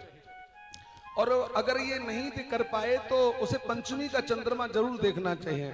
और जो लोग अपनी तरक्की चाहते हैं जीवन में हर प्रकार की, उन्हें द्वितीया का चंद्रमा जरूर देखना चाहिए। भैया भगवान से कहा, बोले देख तो लिया महाराज, तो एक काम करो, अब प्रयास करो। तो भगवान ने अपने कुछ साथियों को साथ लिया और भगवान जो है अपने कलंक को मिटाने के लिए उस मणि की खोज में निकले। जहां शेर मरा पड़ा था, पहले तो देखा प्रसेन को, फिर उसके शेर के निशान, शेर मरा पड़ा था, फिर जाकर के देखा जामबान रीछ के निशान। भगवान ढूंढते ढूंढते गए वहां जहां पर्वत की कंदराओं में जामबान रहा करता था। भगवान ने सबको कहा आप ठहरिए, मेरा इंतजार करना, मैं अंदर जा रहा हूं। देखो एक बात बोलूं, परमात्मा भगवान कृष्ण उसके अंदर गए। भगवान जब अंदर पहुंचे तो जाम्बती जो जामबान की बेटी थी, ये तो देव पुरुष थे जामबान, तो वो चैजस रूप धारण कर सकते थे। जामबान की बेटी जो उस मणि से खेल रही थी, क्योंकि मणि 200 किलो सोना कब देती थी? जब उसकी 10 घंटे पूजा की जाती थी। पूजा नहीं करोगे तो नहीं देंगे। भैया ये मणि कौन सी है? ये मणि कृष्ण का नाम है। कृष्ण का नाम जितना रटोगे आप जो चाहोगे सो मिलेगा। भैया वो मणि जो थी वो खेल रही थी। भगवान ने जाते ही उस जाम्बती का हाथ पकड़ा मणि के लिए कि मणि दो। जाम्बती जोर से चिल्लाई। कोई अनजान व्यक्ति हाथ पकड़े किसी बेटी बहन का तो भाई होगा, तो चिल्लाई जोर से, एकदम जोर से चिल्लाई। और उसका पिता जामबान निकल करके दौड़ा। उसकी बेटी का जिसने हाथ पकड़ा उससे, अर्थात कृष्ण भगवान से, वो झगड़ा करने लगा और लड़ने लगा। लड़ते लड़ते लड़ते लड़ते ऐसी स्थिति हो गई कि बहुत दिनों तक लड़ता रहा, लेकिन भगवान से पार नहीं पाया। ये बात आप भी समझ लीजिए, जीवन में ठाकुर जी से पार कोई नहीं पा सकता। भगवान से पार नहीं पाया, तब उसको ध्यान आया मेरा परमात्मा ये तो वही ईश्वर है जो कभी राम अवतार में थे। तो मैंने इनसे कहा था कि मुझसे 2-2 हाथ कर लो, लेकिन इन्होंने कहा स्वामी और सेवक का युद्ध नहीं होता। तो आज यही मेरा अभिमान दूर करने आए हैं। और जामबान ने पैर पकड़ लिए भगवान के। भगवान ने कहा भैया ये मणि का दोष हमको लगा है, ये मणि हमें प्रदान कर दो, हम चले जाएंगे। उसने सोचा मैंने अपने स्वामी को दोष लगाया है, अब कैसे करूं, मैं अपना क्या संबंध बनाऊं भगवान से। तो अपनी बेटी जो जाम्बती थी भगवान से निवेदन किया, हे प्रभु मेरी मति रूपी जाम्बती बेटी को स्वीकार कर लीजिए, मेरी बुद्धि रूपी जाम्बती बेटी को स्वीकार कर लीजिए। और भगवान के लिए मणि दहेज में दी और वो जाम्बती भगवान को हाथ में हाथ प्रदान कर दिया। भगवान जाम्बती को लेकर के आए, भगवान का विवाह हुआ जाम्बती के साथ। तीसरा विवाह हुआ भगवान का सत्यभामा के साथ। सत्राजित राजा को जब मणि लागती लौटा करके सत्राजित राजा ने वो मणि ली तो उसको बड़ा पश्चाताप हुआ कि मणि कहां मिली, मैंने दोष भगवान को लगा दिया। तो उसने भी भगवान को अपने दोष से मुक्त होने के लिए कि भगवान से कैसे दोष मुक्त हूं मैं, लेकिन चलो भगवान से संबंध बनाता हूं, तो उसने भी संबंध बनाया और भगवान श्री कृष्ण जी को उसने अपनी बेटी सत्यभामा भगवान के हाथ में हाथ प्रदान किया। और मणि दहेज में देनी चाहिए, लेकिन भगवान ने कहा मुझे मणि नहीं चाहिए, इसके कारण तो भाई ये बड़ी बड़ी व्यवस्थाएं खराब हो गई। बोले जब मणि तुम रखो और इसका जो भी मणि से सोना आए उसे हमारे यहाँ भेजो, क्योंकि हम लोग और गरीब लोगों का भला होगा इससे। और तीसरा विवाह भगवान का हुआ सत्यभामा के साथ में। बोलो वृंदावन बिहारी लाल की जय। सत्यभामा के साथ भगवान का विवाह हुआ। चौथा विवाह भगवान का हुआ कालिंदी के साथ में। देखो पांडवों के यहाँ भगवान घूमने के लिए गए, पीछे से अक्रूर जी ने सुधनवा नाम के व्यक्ति को भड़का दिया और सुधनवा ने सत्राजित को मार करके और मणि ले ली, मणि अक्रूर जी को दे दी। सत्यभामा को जब मालूम हुआ कि मेरे पिता को मार दिया, तो सत्यभामा रोती हुई और पहुंची जाकर के हस्तिनापुर। भगवान ने सुना तो भगवान बड़ी जोर से रोए। परीक्षित ने पूछा भगवान क्यों रोए? अरे भगवान तो अंतर्यामी है, परमात्मा है, परम तत्व है, फिर उन्हें रोने की आवश्यकता क्या है? बोले परमात्मा की ये लीला है, कभी भगवान अपनी लीला के लिए हंसते हैं और कभी भगवान अपनी लीला के लिए रोते हैं। अच्छा, समाज की बात देखी जाए तो इसलिए रोए कि अगर पत्नी का पिता मर जाए और पति अगर नहीं रोए, आंखों में आंसू नहीं लगाए, तो फिर पति का पिता मर जाएगा तो पत्नी थूक के भी आंसू नहीं लगाएगी। इसलिए समाज के हिसाब से, पत्नी को प्रसन्नता के हिसाब से भगवान ने और रोए। और दूसरी बात यह है कि नाटक करने में तो ईश्वर से आगे कोई नहीं जा सकता, उससे बड़ा नटवर बपू कोई दुनिया में है ही नहीं है। तो भगवान की ये लीला रही, नाटक कहिए लीला कहिए, तो भगवान की ये लीला रही। तो चौथा विवाह हुआ भगवान का, यानी सत्यभामा जब वहां पहुंची तो भगवान ने सत्यभामा के साथ आकर के और सुधनवा का अंत किया और फिर अक्रूर जी से मणि के बारे में पूछा। अक्रूर जी से कहा कि इस मणि को आप अपने पास रखिए और इसकी सेवा करिए और हमें इसका धन पहुंचाइए। लेकिन जब भगवान एक बार अर्जुन के साथ में घूम रहे थे, अर्जुन के साथ में जमुना जी के तट पर घूम रहे थे, तो वहां एक स्त्री, परम सलोनी, सांवली सलोनी स्त्री तपस्या कर रही थे कृष्ण की प्राप्ति के लिए। तो अर्जुन ने पूछा, देवी आप यहाँ अकेली क्यों बैठी हैं, किसकी तपस्या कर रही हैं? तो उसने बहुत सुंदर उत्तर दिया कि अहम देवस्य सवितुर दुहिता पतिमिक्षति विष्णु वरेण्यम वरदम तपः परमास्थितः। उसने कहा कि मैं भगवान कृष्ण को पति रूप में वर्ण करने के लिए यहां तपस्या कर रहे हूं। अर्जुन ने कहा भगवान तो मेरे साथ हैं। तो कालिंदी का हाथ लेकर के अर्जुन ने यमुना जी का हाथ, कालिंदी का हाथ लेकर के भगवान के हाथ में दे दिया और कालिंदी के साथ भगवान का ये चौथा विवाह हुआ। पांचवा भगवान का विवाह हुआ मित्र वृंदा के साथ में। विंद और अरविंद नाम के दो भाई हैं जो उज्जैनी के राजा हैं। दोनों की परम लाडली बहन है मित्र वृंदा। तो भाइयों ने अपनी बहन से पूछा, बहन तेरी भावना क्या है? तो बहन ने कहा कि संसार का जो मालिक है, जो परमात्मा है, हम उससे अपना विवाह करना चाहते हैं। तो भाइयों ने तपस्या की, भगवान ने वरदान दिया और फिर मित्र वृंदा के साथ भगवान का ये विवाह हुआ। और छठवां भगवान का जो विवाह हुआ है, ये नागनजित नाम के अयोध्या के एक बार राजा रहे हैं। उनके यहाँ 7 बैल थे और 7 बैल पुरुष की गंध सहन नहीं कर सकते थे, यानी पुरुष देखते ही उसे मार देते थे।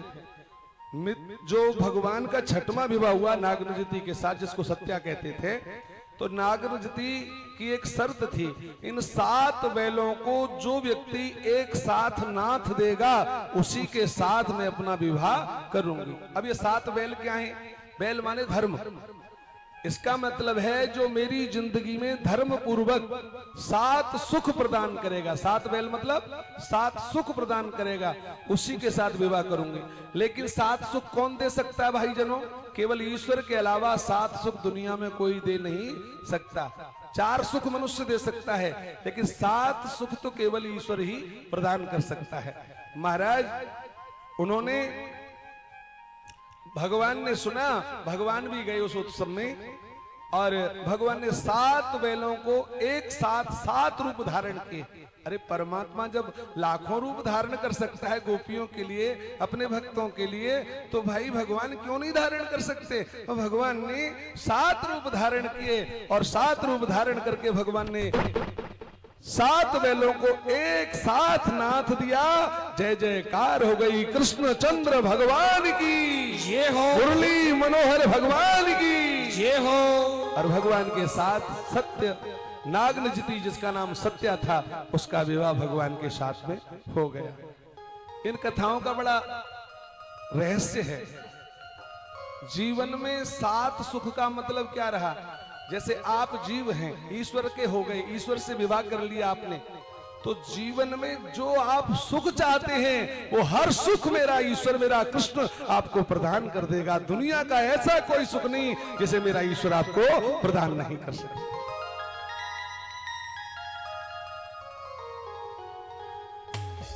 भैया एक राजादी देवी नाम की पराक्रमी स्त्री है, राज स्वयं संभालती है। उसके एक बेटी ही जिसका नाम हुआ भद्रा। आपने सुना होगा ब्राह्मण लोग मंत्र बोलते हैं, भद्रम कर्णे विसृण्याम देवाम भद्रम, यानी भद्रा श्रेष्ठ। ऐसी कन्या उसके घर थी। उस श्रेष्ठ कन्या ने मन में विचार किया, हे गोविंद, मैंने जन्म जन्म तुम्हारी ही तपस्या की है, तो मुझे वरण करिए। राजादि देवी ने भगवान को संदेश भिजवाया और परमात्मा कृष्ण उसकी भावना पूर्ण करने के लिए गए और भद्रा के साथ भगवान का विवाह हुआ। एक मद्र देश के राजा थे जिनकी बेटी का नाम था लक्ष्मणा। लक्ष्मणा लक्षण युक्त थी, उसमें सारे लक्षण थे सुंदर और श्रेष्ठ। वो लक्ष्मणा के साथ भगवान का ये 8वां विवाह हुआ। ये 8 विवाह भगवान के हुए हैं, ये 8 पटरानियां हैं भगवान की।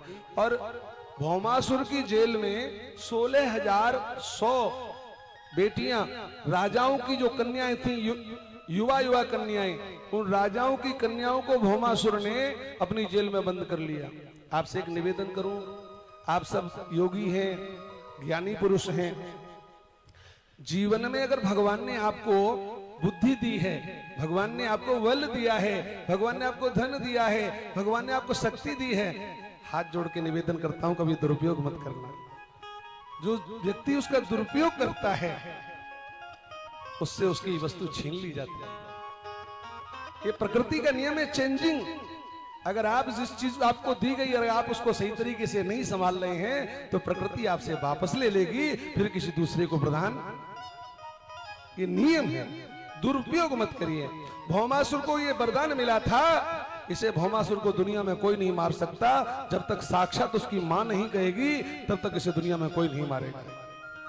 भौमासुर ने शक्ति का दुरुपयोग किया। मैं कहता हूं भगवान ने आपको धन दिया है, सदुपयोग करिए, गरीबों को बांटिए। जिन लोगों को भोजन की व्यवस्था नहीं, उनकी जाति पाति मत देखिए कि किस जाति का है। आप तो उसके पेट में हवन करिए, उसको भोजन कराइए, किसी भी जाति से हो, किसी धर्म से हो, क्योंकि भूखे की न कोई जाति होती और ना कोई धर्म होता है। भैया यज्ञ करिए, यज्ञ करवाइए अगर भगवान ने धन दिया है। लेकिन उसी धन से अगर आप चोर डकैतों को पालोगे, तो मैं सत्य कह रहा हूं, धन तुम्हारा है, तुम अपनी मर्जी से चोर डकैतों को पाल रहे हो। भाई साहब, पुलिस इतने लाठी बजाएगी तुम में कि तुम चोरों को अपने घर में रखते हो, जेल भेज देगी तुमको। अगर धन को सदुपयोग करोगे, किसी गरीब के काम में लाओगे, किसी अच्छे उसमें लगाओगे, तो तुम्हारा संसार में नाम होगा और हो सकता है कि पुलिस महकमा भी आपको बहुत बहुत धन्यवाद प्रदान करेगा। बुद्धि विवेक का सदुपयोग करिए। जो बुद्धि और विवेक का महाराज जी सदुपयोग नहीं करता, वही भौमासुर है। भौमासुर ने अपनी ताकत का गलत प्रदर्शन किया और बड़ी राजाओं की जवान जवान बेटियों को लाकर के जेल में बंद कर दिया और बोला मैं इनके साथ जब 20,000 हो जाएंगी तब विवाह करूंगा। भैया उन कन्याओं ने भगवान कृष्ण के पास में सूचना भेजी है, हे गोविंद, हे गोपाल, हे कन्हैया, हे मुरलीधर, हे परमात्मा, कृपा करिए। वो कन्याएं प्रार्थना कर रही हैं, कृपा की दृष्टिगर मोहन अगर एक बार हो जाए, कृपा की दृष्टिगर मोहन अगर एक बार हो जाए। सब गाइए मेरे साथ। ये भौमासुर की जेल में बंद वो बेटियां प्रार्थना कर रही हैं। और सुनो, हम भी ये मोह माया के जेल में बंद हैं, हम भी संसार की इस वासनाओं के अंदर बंद हैं। हमें भी प्रार्थना करनी चाहिए सबकी, है? कृपा की दृष्टिगर मोहन अगर एक बार हो जाए, कृपा की दृष्टिगर मोहन अगर एक बार हो जाए, मेरा संसार के जंजाल से उद्धार हो जाए, मेरा संसार के जंजाल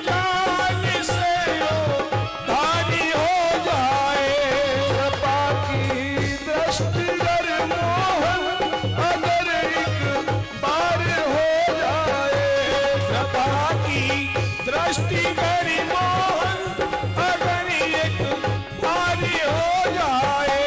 कृपा की दृष्टि कर मोहन अगर एक बार हो जाए।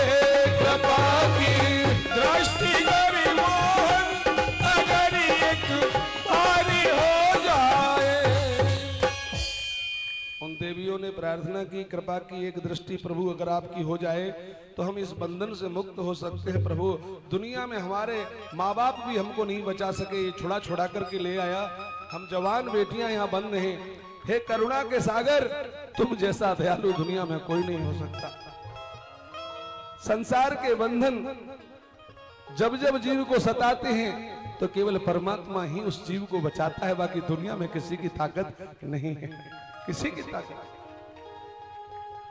भगवान सुखदेव जी राजा परीक्षित को कहते हैं, उन राजकुमारियों ने प्रार्थना की और भगवान ने विचार किया कि जीव जब मुझसे प्रार्थना करता है तो उसका बंधन कौन तोड़ेगा।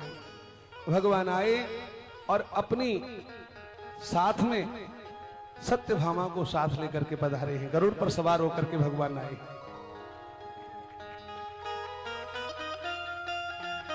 गरुड़ पर सवार होकर के भगवान पधारे हैं और जब गरुड़ पर सवार होकर के भगवान आए और भगवान ने उस बुर नाम के दैत्य से,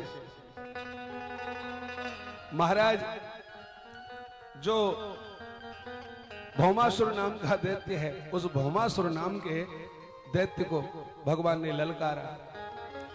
भूमि से उत्पन्न होने के कारण इसका नाम भौमासुर था, तो भौमासुर को ललकारा और भौमासुर से भगवान का युद्ध हुआ। भगवान के साथ में ऐसा भयंकर युद्ध हुआ कि महाराज उस भौमासुर ने भगवान को बाणों से ढक दिया। तब जाकर के सत्यभामा जो धरती की बेटी है, धरती स्वरूप साक्षात धरती है, उसने चिल्लाई, प्रभु इसको मार दो। भगवान मुस्कुराए, बाण गिर पड़े।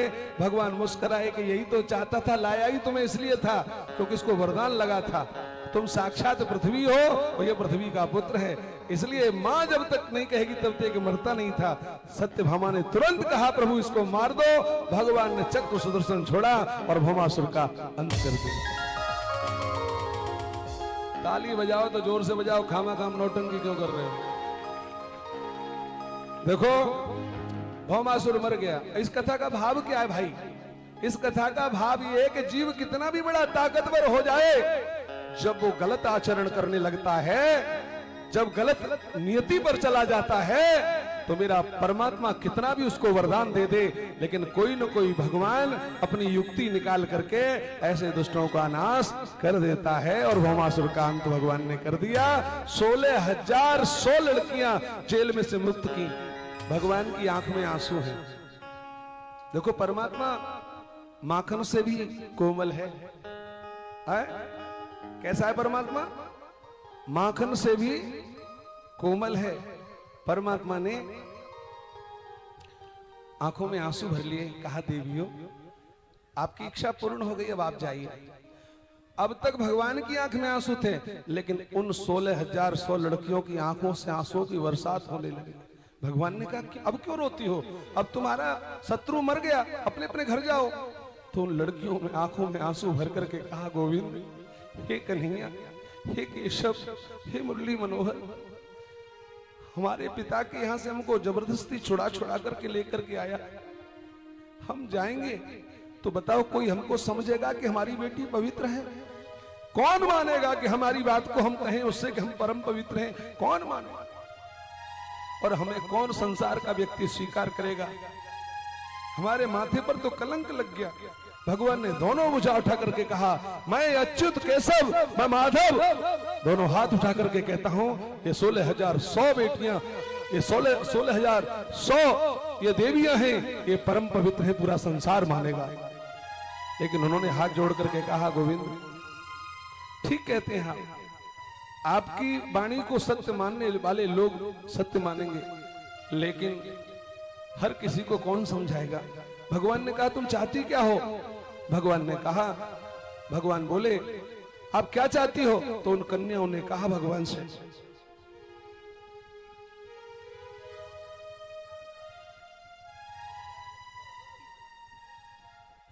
उन कन्याओं ने भगवान से कहा, केशव हम ये चाहती हैं आप ही हमको स्वीकार कर लीजिए, जब आप हमें पवित्र मानते हैं।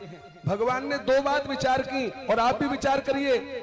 उन लड़कियों को अगर भगवान स्वीकार नहीं करते तो विचार करना, उनके सामने दो ही रास्ते थे, या तो किसी कुएं में गिर करके मर जाती, किसी नदिया में डूब के मर जाती, या किसी रेल इत्यादि जब चलती होगी तो उसके नीचे मर जाती, अपनी आत्महत्या कर लेती, अथवा फिर किसी गंदे मार्ग पर उनको जाना पड़ता, कोई और स्वीकार नहीं करता।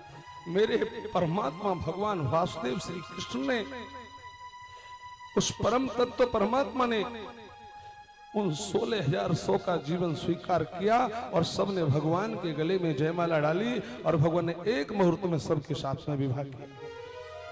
महापुरुषों, भाई बहनों, एक बात बोलूंगा, जिसको जीवन में दुनिया में कोई स्वीकार नहीं करता है, सब जिसको दुत्कार देते हैं, सब जिसको फटकार देते हैं, सब जिसका तिरस्कार कर देते हैं, उसे मेरा परमात्मा वासुदेव कृष्ण स्वीकार कर लेते हैं।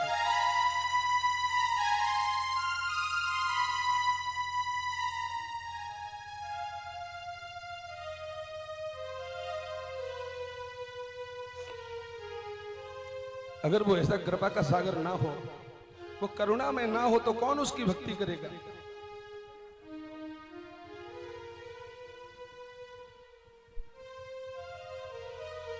भगवान श्री सुखदेव जी महाराज कहते हैं, विवाह भगवान के 16,108 हो गए। वैसे आपको मैंने समझाया था कि भूमि रापो नलो वायु, श्रीमद् भगवत गीता में लिखा है, आप लोग गीता पढ़ते हैं, विद्वान हैं, कि भूमि रापो नलो वायु खम मनो बुद्धिरैव च अहंकारम इति में भिन्ना प्रकृतिरष्टधा।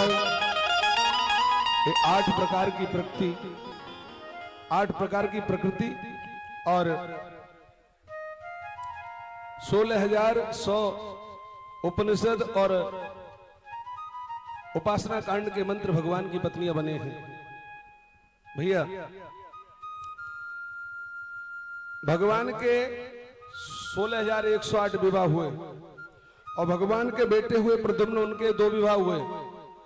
भगवान की संतति हर रानी से 10 संतति हुई, एक कन्या का जन्म हुआ है।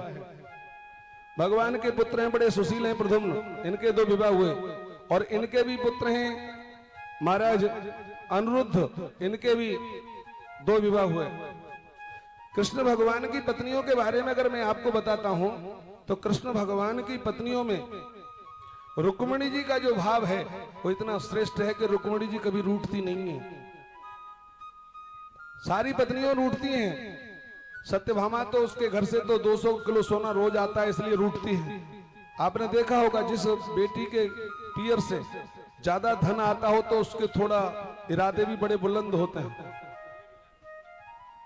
कभी कभी तो मैंने देखा है कि जिसके घर से ज्यादा धन आता है वो कभी कभी अकड़ दिखाती है। तो कहने का मेरा भाव ये है, लेकिन रुक्मिणी नहीं रूठती। घर में बहू हो तो रुक्मिणी जैसी हो। बोलो जय श्री कृष्ण, जोर से बोलो। घर में बहू हो तो रुक्मिणी जैसी। क्यों?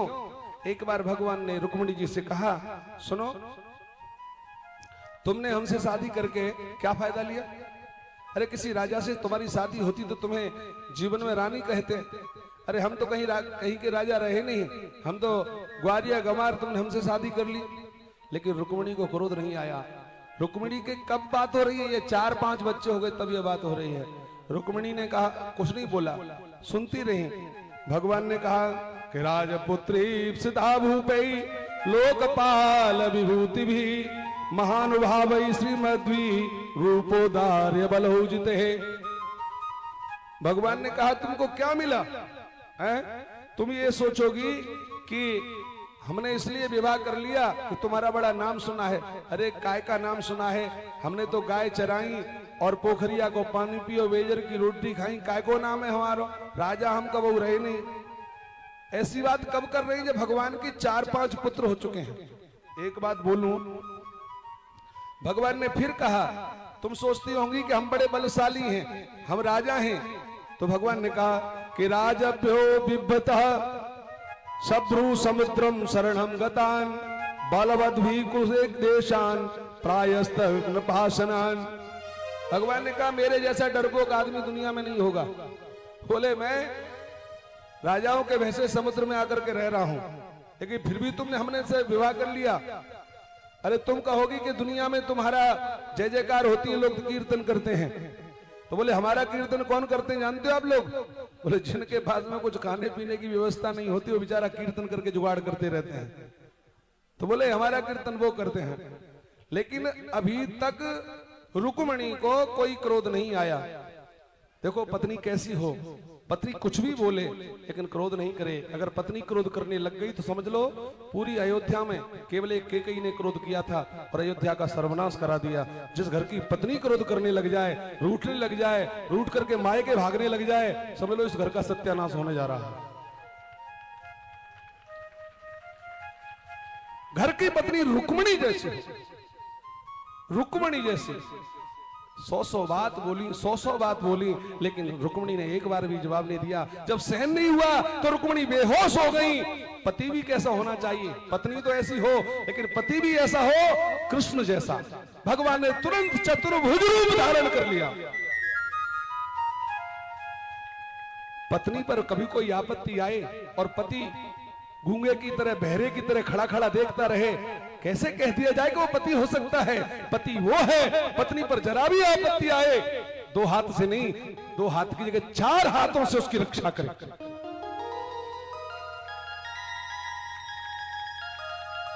भगवान तो चतुर्भुज है, चतुर्भुज रूप धारण किया। रुक्मिणी बेहोश होकर के गिरी। भगवान ने एक हाथ से रुक्मिणी को संभाला, एक हाथ से केस संभाले, एक हाथ से शरीर को संभाल रहे हैं और एक हाथ से पंखा कर रहे हैं, क्योंकि रुक्मिणी घबरा गई। कोई गिरता तो तब है जब उसको घबराहट होती है। रुक्मिणी घबरा गई। बहुत देर हो गई, रुक्मिणी जी को होश आया।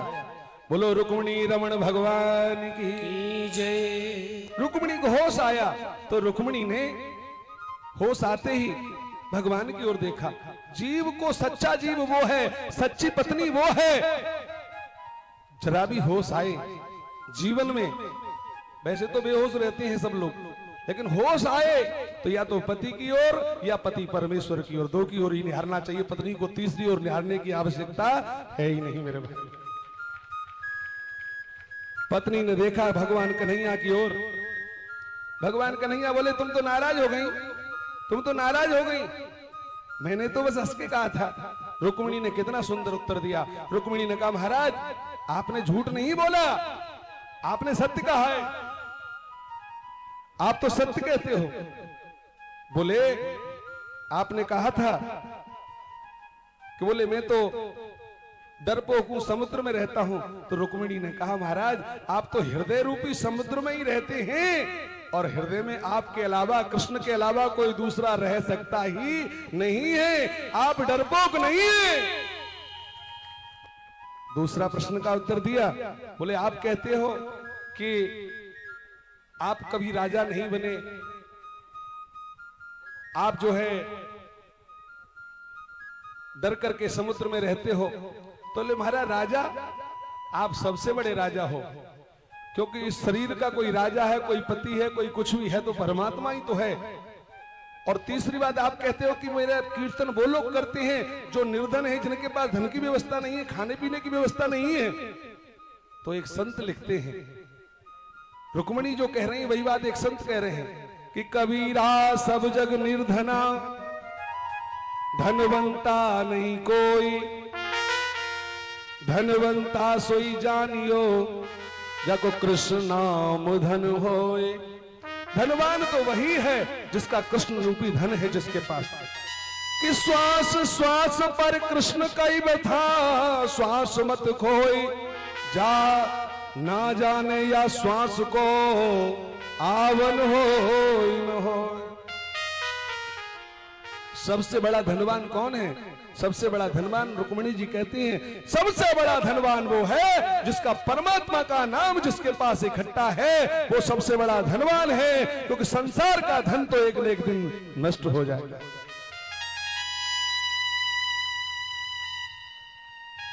रुक्मिणी जी ने भगवान से कहा, महाराज आप कहते थे कि आपका पिता कोई नहीं है, माता का पता नहीं, पिता का पता नहीं।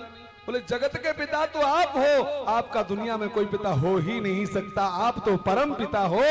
और अगर मैंने आपसे विवाह किया है तो फिर अगर मैंने गलती की है तो ऐसी गलती हर नारी करे, ऐसी गलती करने से हर नारी को मेरे परम तत्व परमात्मा कृष्ण की प्राप्ति हो जाए। ऐसी नारी हर गलती को करनी चाहिए जिससे कृष्ण की प्राप्ति हो जाए। हरे कृष्णा कृष्णा कृष्णा हरे हरे, हरे राम राम राम हरे हरे। हरे कृष्ण कृष्ण कृष्ण हरे हरे, हरे राम राम राम हरे हरे। हरे कृष्ण कृष्ण कृष्ण हरे हरे, हरे राम राम राम हरे हरे। हरे कृष्ण कृष्ण कृष्ण हरे हरे, हरे राम राम हरे हरे। हरे कृष्ण कृष्ण कृष्ण हरे हरे, हरे राम राम राम हरे हरे। हरे कृष्ण कृष्ण कृष्ण हरे हरे, हरे राम राम हरे हरे।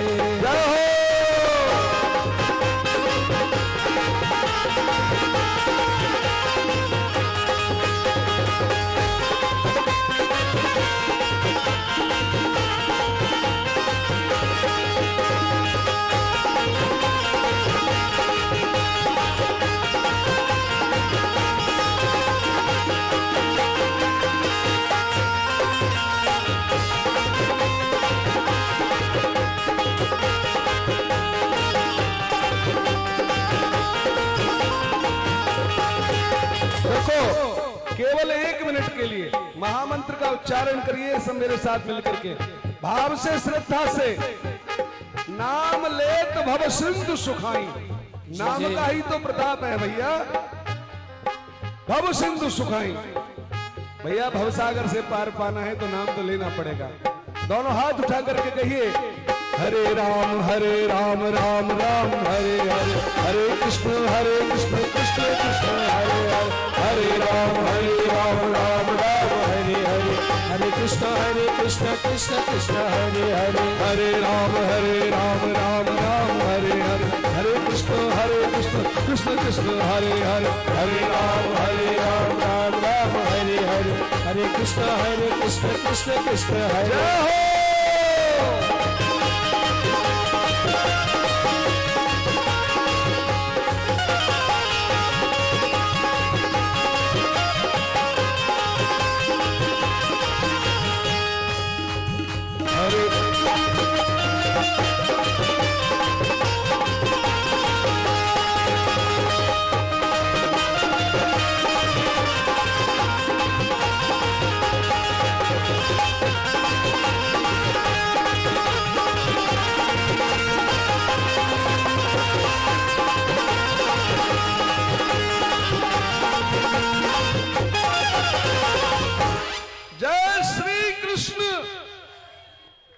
देखो मुझसे कोई गलती हो गई क्या?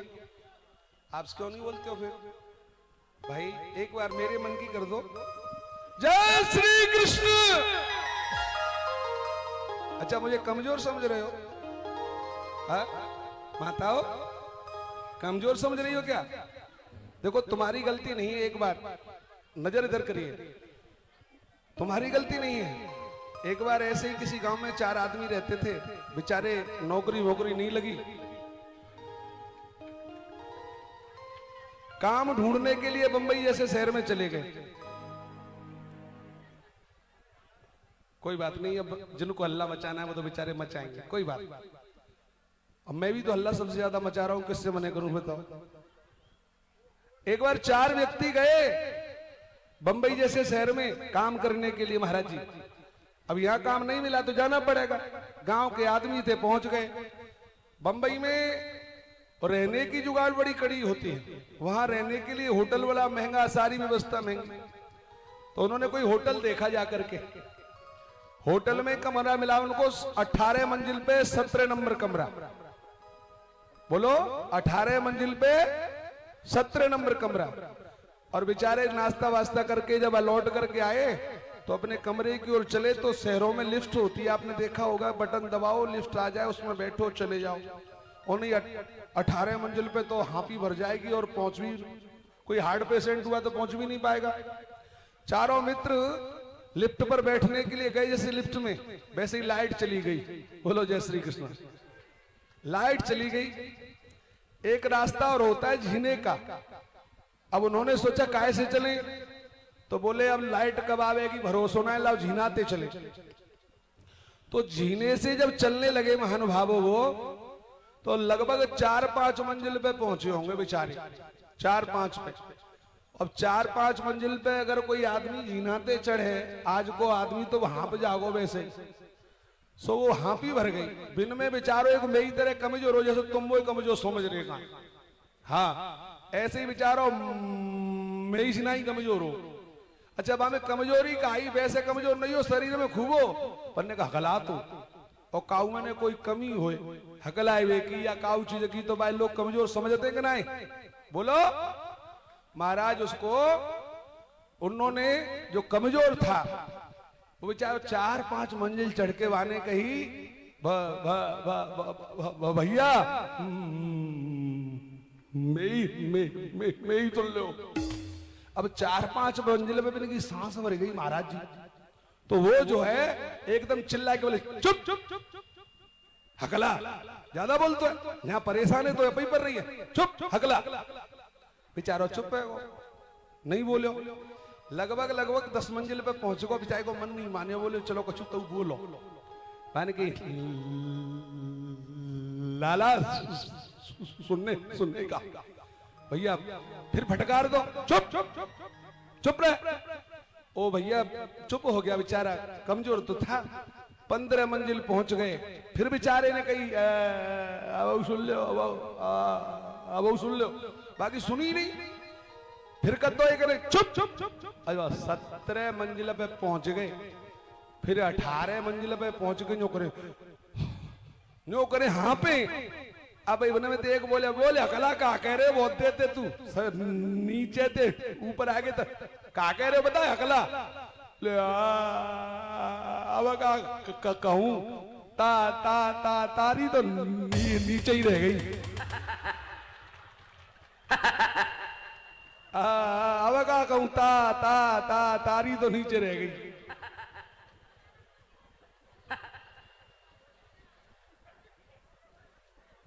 भाई तुम वो जैसे बाकी तरह कमजोर समझ रही तो फिर तुम्हें तारी नीचे ही रह जाएगी, व्यवस्था गड़बड़ रह जाएगी। मेरे साथ 2 मिनट प्रभु का नाम लीजिए, महामंत्र संकीर्तन करिए। और संकीर्तन भगवान का एकीकार करा देता है, तार मिला देता है संकीर्तन। आइए 2 मिनट करिए, केवल घड़ी लगा करके, और प्यार से कहेंगे सब मिल करके। हरे राम राम राम हरे हरे, हरे कृष्ण कृष्ण कृष्ण हरे हरे। हरे राम राम राम हरे हरे, हरे कृष्ण कृष्ण कृष्ण हरे हरे। हरे राम राम राम हरे हरे, हरे कृष्ण कृष्ण कृष्ण हरे हरे। हरे राम राम राम हरे हरे, हरे कृष्ण कृष्ण कृष्ण हरे हरे। हरे कृष्णा कृष्णा कृष्णा हरे हरे, हरे कृष्णा कृष्ण कृष्ण हरे हरे, हरे कृष्ण कृष्ण कृष्ण हरे हरे, हरे कृष्ण कृष्ण कृष्ण हरे हरे, हरे कृष्ण कृष्ण कृष्ण हरे हरे, हरे कृष्ण कृष्ण कृष्ण हरे हरे। दोनों हाथ उठा करके ताली से बजाते हुए जाओ।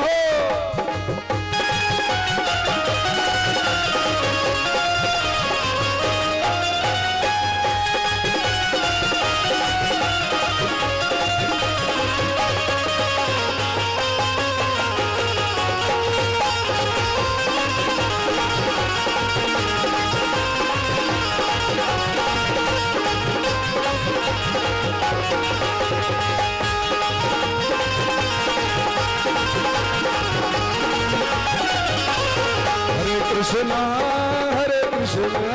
कृष्ण कृष्ण हरे हरे, हरे कृष्ण कृष्ण कृष्ण हरे हरे, हरे कृष्ण कृष्ण कृष्ण हरे हरे, हरे कृष्ण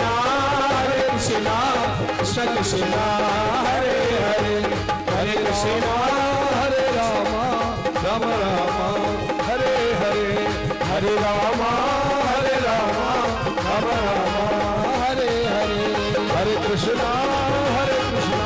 कृष्ण कृष्ण हरे हरे, हरे कृष्ण कृष्ण कृष्ण हरे हरे। जय जय श्री राम। श्याम देखो, पत्नी हो तो रुक्मणी जैसी। बोलो, मैं आपसे भी माताओं एक निवेदन कर रहा हूं। कथा तो बहुत पीछे चल रही है, लेकिन एक निवेदन कर रहा हूं। घर की पत्नी जो होती है, घर को घर नहीं कहते, बड़े बड़े सीमेंट लगवाओ, बड़े बड़े कौन कौन से लगवाते हैं, बड़े बड़े पत्थर लगाओ इटालियन, लेकिन वो घर नहीं होता। जिस घर में गृहिणी श्रेष्ठ विचारों की हो, गृहिणी नीतिवान हो, वो मिट्टी का घर भी परम सुंदर महल से ज्यादा अच्छा होता है, जिसमें गृहिणी के विचार अच्छे होते हैं। माताओं, एक कथा सुना रहा हूं। कोई किसान थे, किसान, और किसान अपने खेत जोतने का काम करते थे। किसान खेत जोतने का काम करते थे भैया। तो किसान की पत्नी में और किसान में थोड़ी अनबन हो गई। किसान की पत्नी रोटी लेकर के खेत में नहीं जा पाई, बुखार आ गया उसको, उसने बना करके रख दी। किसान ने सोचा पत्नी वो रोटी लेकर के नहीं आई, भूखा मार दिया, गुस्से में आ गया, रात को आकर के चारपाई में लेट गया। उसने पत्नी को देखा भी नहीं। उसकी बेचारी की रात में आंख खुली होंगी 3:30-4 बजे सवेरे के समय। तो उसने देखा सबके सब हर हारे हर लेकर के चले गए, लेकिन ये तो अभी सो ही रहे हैं। उसे नींद नहीं आई, भूखा था बेचारा दिन भर का। तो अब बेचारी घरवाली को बड़ी चिंता होती है, आप सबको होगी मुझे मालूम है। हाँ, आदमी को हो ना हो, लेकिन आपको ज्यादा होती है। तो वो आदमी की चारपाई के पास इधर उधर चक्कर काट के बोली, सबके सब चले गए खेत जोत में, जे जाने कब जाएंगे, सबके सब चले गए, जे जाने कब जाएंगे। अब कुछ देर तो ऐसे बोली, लेकिन वो नहीं बोला तो बोली, सबके सब चले गए खेत जोत में, जी मधुसा कब जाओ। अब माता है, सबके सब चले गए जी मधुसा कब जाओ। तो वो तो बेचारा भूखा था, लेकिन पत्नी से लड़ा नहीं, उसने भी जवाब दिया। मधुसा कोई गाली थोड़ी है भाई, उसने भी कहा सब मधुसा जे के गए जगह भूखो जा भी हो भी जाए तो ये